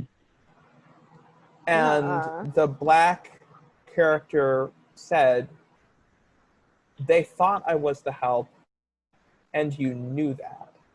Mm-hmm. That is a very, very, very extremely loaded and fraught kind of topic of discussion to have, particularly in a show that wasn't really otherwise about race, and particularly asking a Black actor to perform that. And then watching that show, I guarantee that the response from white audiences and Black audiences was different. And for white audiences, it was just sort of touching. Because, oh, well, they had relationship problems in the past, but they're together now. Yeah. Love really does conquer all. Whereas for a Black audience, for one thing, that's not the kind of revelation that most interracial couples would survive. I speak on this topic only as the product of an interracial marriage. But for another, that is a sort of stereotype that a lot of Black people deal with every single day. This idea that we are the help, this idea that we are servants, this idea that we are, you know, there to serve and help and aid white people. And the show was kind of exploiting that. And truly, you know, the character, the Black character in the show, as it turned out, did nothing ultimately but advance the white narrative. And yet still the actor was being asked to perform this trauma on the stage. So I really think it's just, this idea of white saviorism is so ingrained that I'm not sure that a lot of white audiences or white artistic directors or white theater companies even consider it. It's just sort of expected. It's just part of the landscape. So then, you know? what do you think are some key traits that theaters should keep an eye out for to avoid shows with white saviorism? Well, I guess If they see it, don't do it. Yes. Well, the first question is the show about race? Period. Yeah. Because there's always the option to not engage in race. But if the show is about race, my first question would be, from whose perspective? Who's writing the show?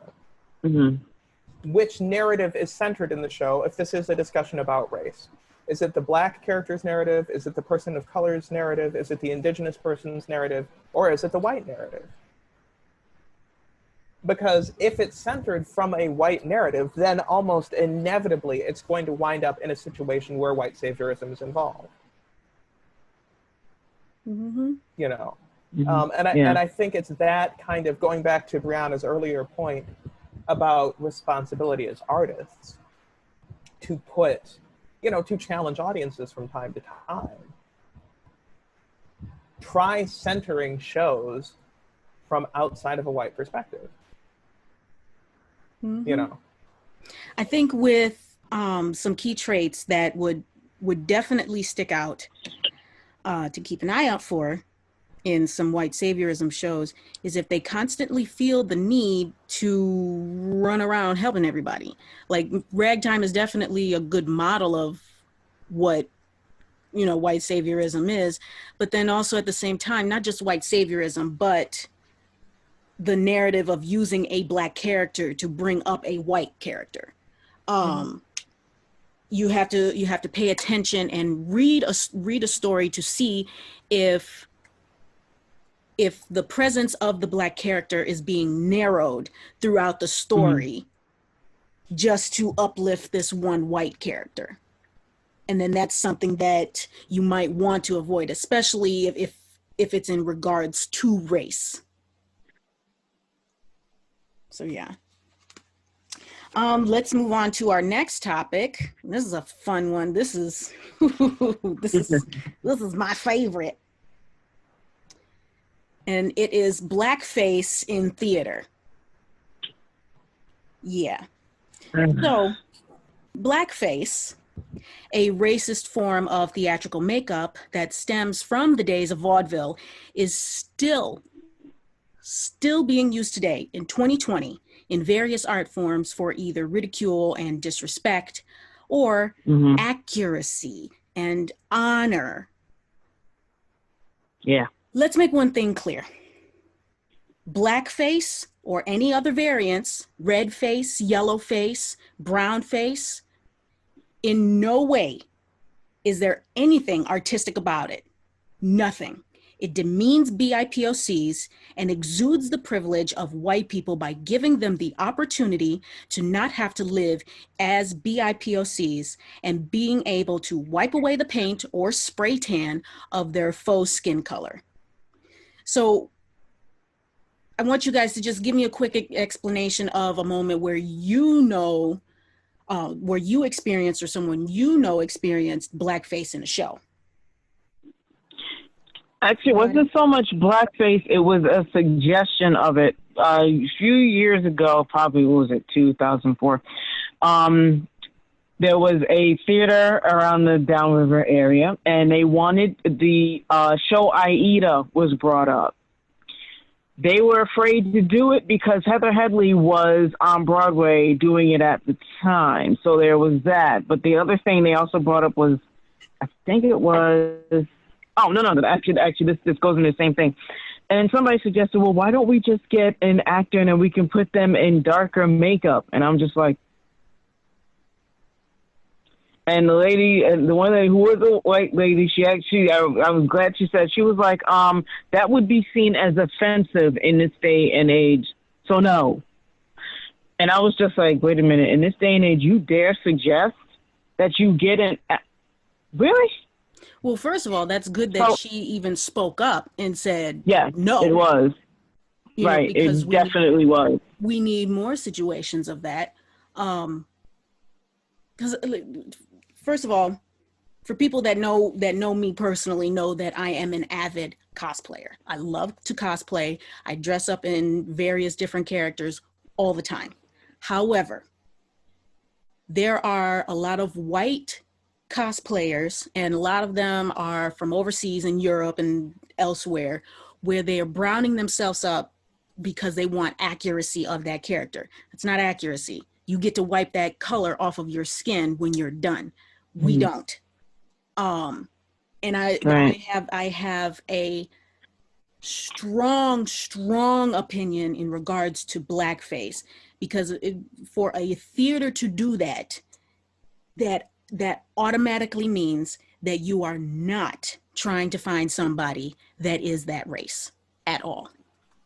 And then not only that, but you're demeaning people of color of that race, and you're embarrassing yourself, quite honestly. Like, there's no reason at all in any way, shape, or form a theater should be doing black or brown or whatever face because they couldn't find people of color to do that show. If you're doing a show, I don't know, let's say West Side Story or Hairspray. Yeah. If you're doing shows like that, if you're putting that in your season and you don't have Latinos to play in West Side Story or Black people to play in Hairspray, you should not be doing that show at all.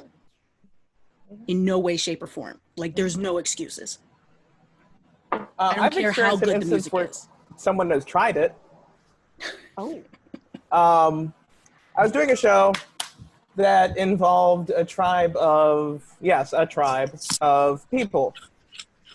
It was a fantasy show. And so there was a suggestion, okay, well, what are these tribal people going to sound like? The immediate suggestion was Rastafarian. And then I watched impressions of people trying to do Rastafarian accents. Oh, Lord. These were all white people. I was the only person of color in the cast. I said no. And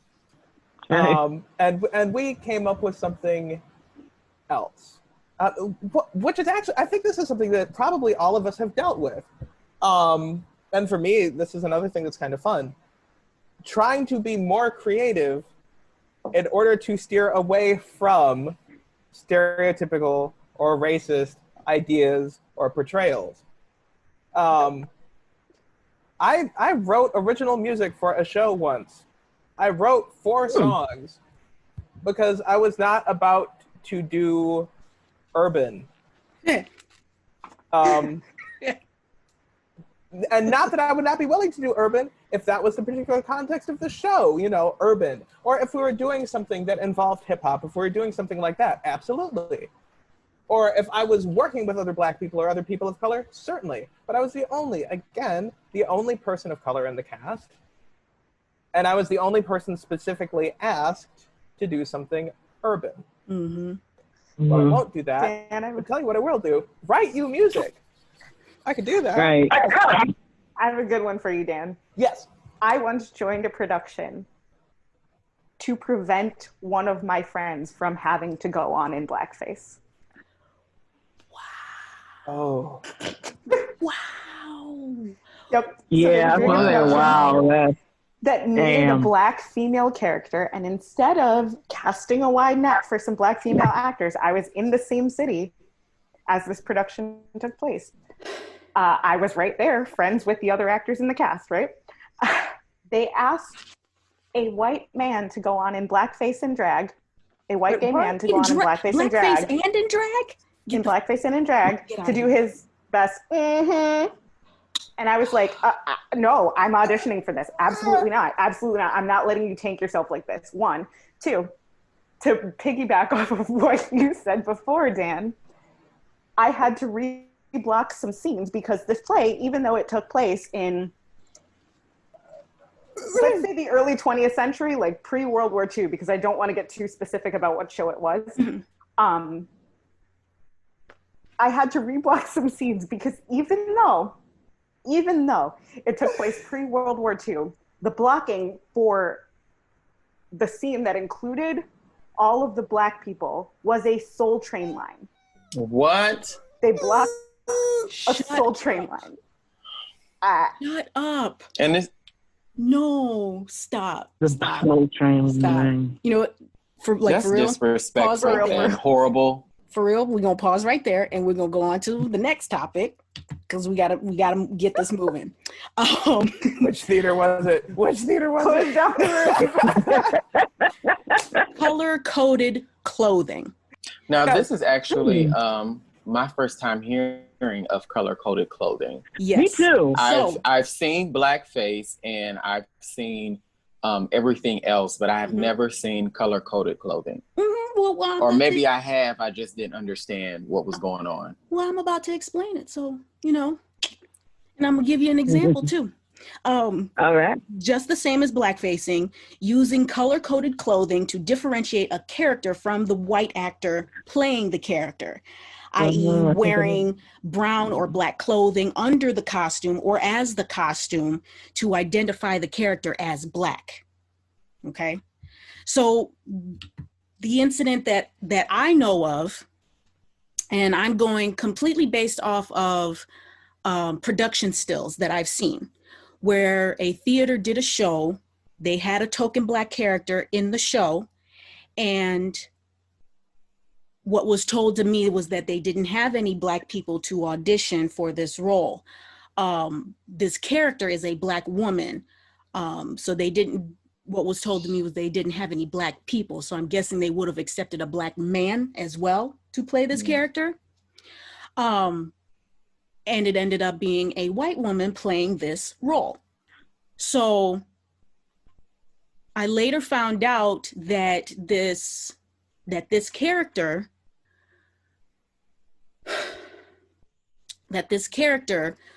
was done in a form, because there's also a movie about this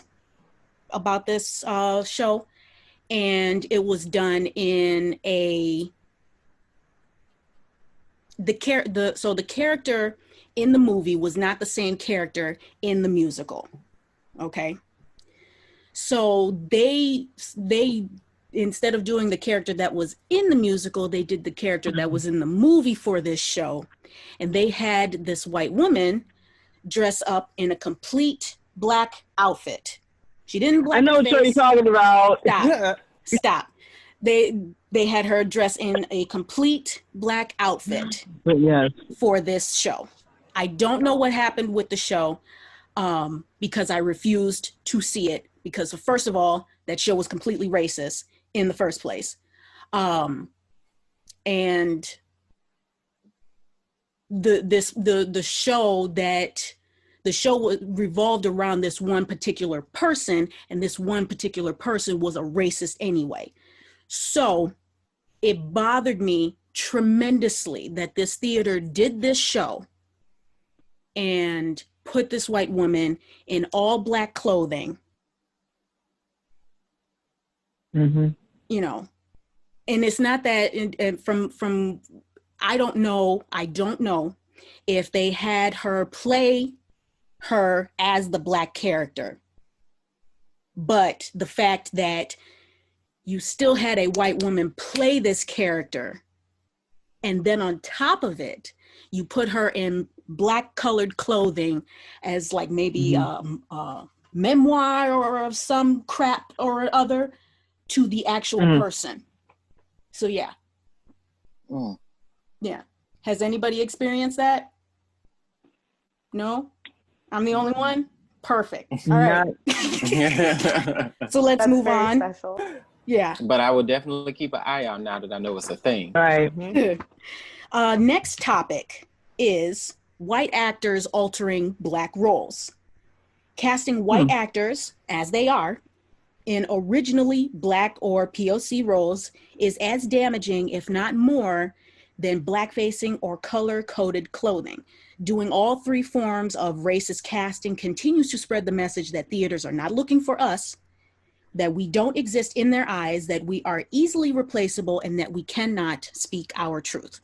So explain a moment where you've witnessed or know of a white actor playing the role that was originally for a BIPOC actor. And then explain to me, aside from the obvious of hiring BIPOC actors for BIPOC roles, what are ways white theater leadership can bring more BIPOCs to their theaters and keep them there and attract more? Well, I mean, I think I already talked about that. You sure did. I talked about my experience. You know, again, and the actor who played the part was absolutely lovely. Mm-hmm. He is a great actor. He is a great guy. The part was written specifically for a not Caucasian actor. And in fact, the show has gone on to be very popular. And every subsequent production of the show that I have seen, that has been the case.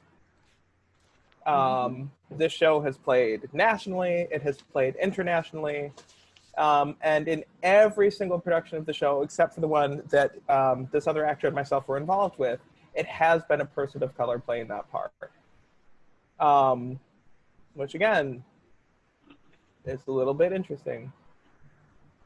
So as far as like what theaters can do, and I'm extremely huge on this topic because it's a lot of laziness that theaters are doing or not doing, actually. First of all, what theaters can do is they can go where the people are. If you are looking for Black actors for whatever show that you're doing, let's say it's Hairspray. Let's say you're doing Hairspray and you need about 10 Black people to fill out the show. You've got 5. If you need 5 more for your show, you do not fill it with other white people at all. No. What you do is you go to where those people are. If you're a theater in Southfield and in the further parts of Southfield, that's actually, let me use this example. Speaking of downriver, if you are in the downriver area, then the next spot that you will go to try to find Black actors would be Southwest Detroit or E-Course. Those are your next spots. You go where their activity centers are. You put up postings saying that we are looking for Black actors for our show. That's one. Number two, another way how you can make sure that you're welcoming BIPOCs for the show is by putting up your audition notices saying that we are looking specifically to we are specifically looking for people of color for these roles. We are welcome to all these people to audition for the show, this and that, blah, blah, blah.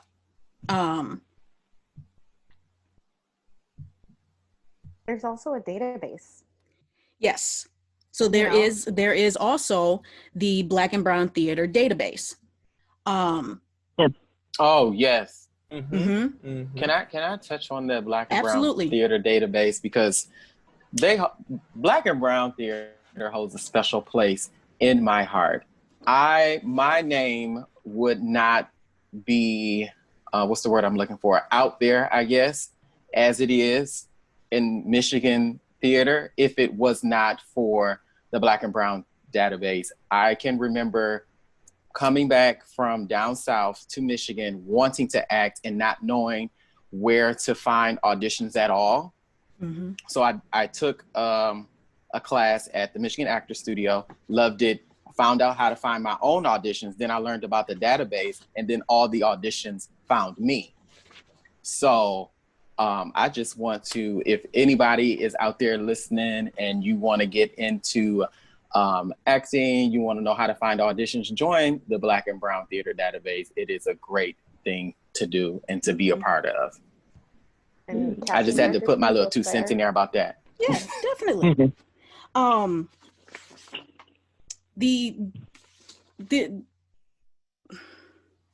All of this it's a lot. It's definitely a lot. I actually have more topics on this. However, we're running a little short on time, which I thought, and me and Bryana, we actually said this before, that we might have to split this up into 2 parts.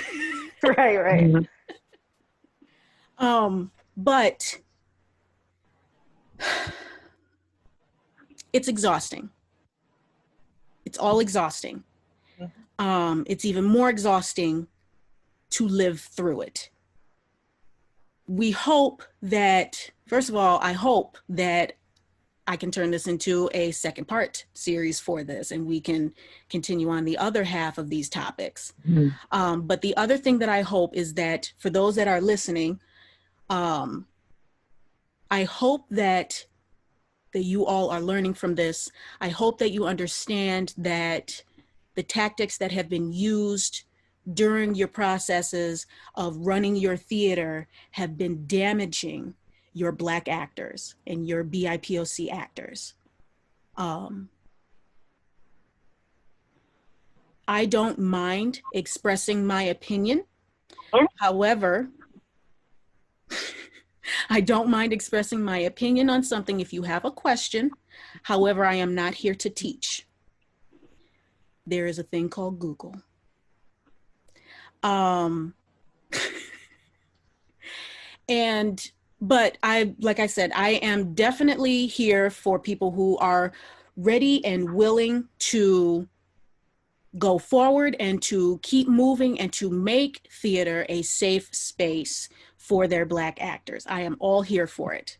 I think all of us are. I think all of us on this panel are. And I think, oh, sorry, go ahead. No, I was going to say the other thing to also think about, and just to retouch on it, is that if you're looking for your actors of color to come and participate in your shows, again, go where they are. Do not expect your actors, your BIPOC actors, to find other BIPOC actors for you. That is up to the AD, that is up to the president of the theater, that is up to the casting director or governor of your theater if you have one. That is not up to us. Our job is to perform and to rehearse. And Say that again it. For the people in the back. Our job is to perform and to rehearse. That's it. But I think this is part of where, like, and this is where future discussions are going to be great as well. Dealing with racism in theater can be approached from so many different angles and needs to be approached from so many different angles. Because a lot of this is basically endemic of a problem that in some ways people aren't even conscious of the fact that they have. You know, artistic directors aren't going to think anything necessarily, white artistic directors, of asking Black people to do this kind of work for them, because they don't realize in and of itself how problematic it is. White artistic directors or white directors or, you know, theaters with predominantly white leadership are not going to necessarily recognize this idea of white saviorism, because it's easier to ignore it. It's easier not to challenge yourself. It's easier not to expand. Because like Jonathan had said earlier, once you acknowledge the existence of a problem, you have to do something to change it. If you're serious about acknowledging the problem, then you have to do something to change it. And a lot of that change comes from within. It comes from yourself. You know, now it can't come from us all the time. Now I will say this, as white theaters do understand that they need to bring more shows that either revolve around Black people or have more Black people in their shows, you're gonna lose your white audiences. Sorry, not sorry. See, here's the thing. You're going to lose your problematic white audiences. You're going to lose your racist white audiences. Yeah. You're going to lose your white audiences that refuse to understand that we are now currently in the year 2020 and that Black lives do matter and that the world is expanding and that all of us deserve the opportunity and the right and the privilege to be on stage telling all of our stories because we all share a common humanity. Now, the question I would ask is, are you so concerned about money that you'll even take money from racist white audiences? Are you so concerned about finances that you will be willing to cater to racist white audiences? Are you so concerned about keeping the lights on or whatever particular standard or whatever that you will cater to racist white audiences? Because that is a choice that you can make, but it's a damaging choice. And not only is it a damaging choice, I think artistically it's a reckless and a limiting choice. Because theater should not just be about money. If you're truly serious about theater, if you're truly serious about art, then yes, finance, absolutely. Look, all of the theaters are closed right now. Money is a huge concern. But if you're truly serious about theater, it can't be the only concern. And also, if you're borrowing Black bodies and you're borrowing Black voices to make your business money, then you have an obligation as a business to tell your audience that those Black voices and that those Black bodies do matter. You can't prioritize a business that was built on our labor and our body and our voice and then say that that's more important than our labor and our body and our voice. And Wait, are you talking about theater or are you talking about America with that? Yes. And not just borrowing Black bodies, but also when you borrow those Black bodies and then theaters so-called try to quote unquote soften their Black looks through whatever the show is or through whatever makeup person you have. I've had an incident, not me personally, but I've seen an incident where a Black lead was getting her wig being helped on, and the girl told her, oh yeah, the board was trying to figure out how to do your hair and to soften your looks. And I immediately said, you mean whiten her looks? Because that's all that they were trying to do. So you should not be borrowing Black bodies and then expecting to change their outwardly appearance just to satisfy the comfortability of white people. I was told one time I needed bronzer because I appeared too dark on stage. I had a director actually tell me that.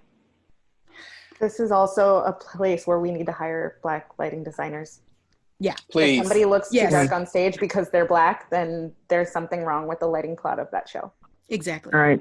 See, what I would say is a town hall. Especially if we have like the theaters, say downriver area or whatever, go to where the Black actors are. Have a town hall. Bring them all in and say, look, we need to have the discussion about theater. What do you want to see?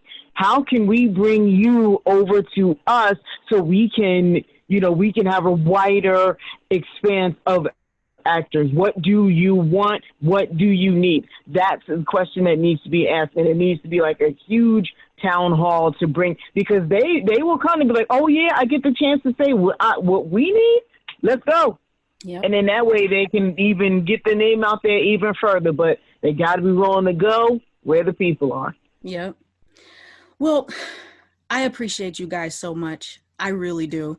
This was one hell of a talk, and I hope that we do a second part and explore the other half of this list. Like I'm not kidding y'all. I got like 17 topics on this. But I hope that everybody that tuned in today, that you learned something, that you're willing to change, you're willing to adapt. We appreciate all of you that have listened. I appreciate those who did not get the chance right now to view this, that they're viewing this later on today. I just appreciate that you guys are taking this time to actually listen to us. So thank you. Again, my name is Ashley M. Lyle. Thank you to my panelists. You guys have been fantastic. I appreciate you guys taking out 2.5 hours of your day to explain Michigan theater's racism. So thank you guys again. We're just stopping at 2.5 hours though. We can keep going. Yeah, right. We can do a deep dive on all of these topics individually. Exactly. So just a quick plug for myself. This is one of the premiere episodes for this podcast, Black Queens on Stage. You're getting 3 other episodes today. One for Elise King, who is a local singer, Andrea, who is a local stilettos dancer, and Andrea Patterson, who was in Detroit Public Theater's production of Paradise Blue, who was amazing. I'm working on. So good. She was so good. Oh, she was so good. I'm working on a couple of other episodes right now. I will keep you all informed, but I do hope that you give those episodes a listen and keep my podcast in your ears. If you want any more information, please visit the Facebook page, BLAQ Show Michigan. Visit the Instagram page, BLAQN Show Michigan. I also have a Twitter, BLAQNMI. So thank you again. Have a great day, everybody. Love you guys. Bye. Bye.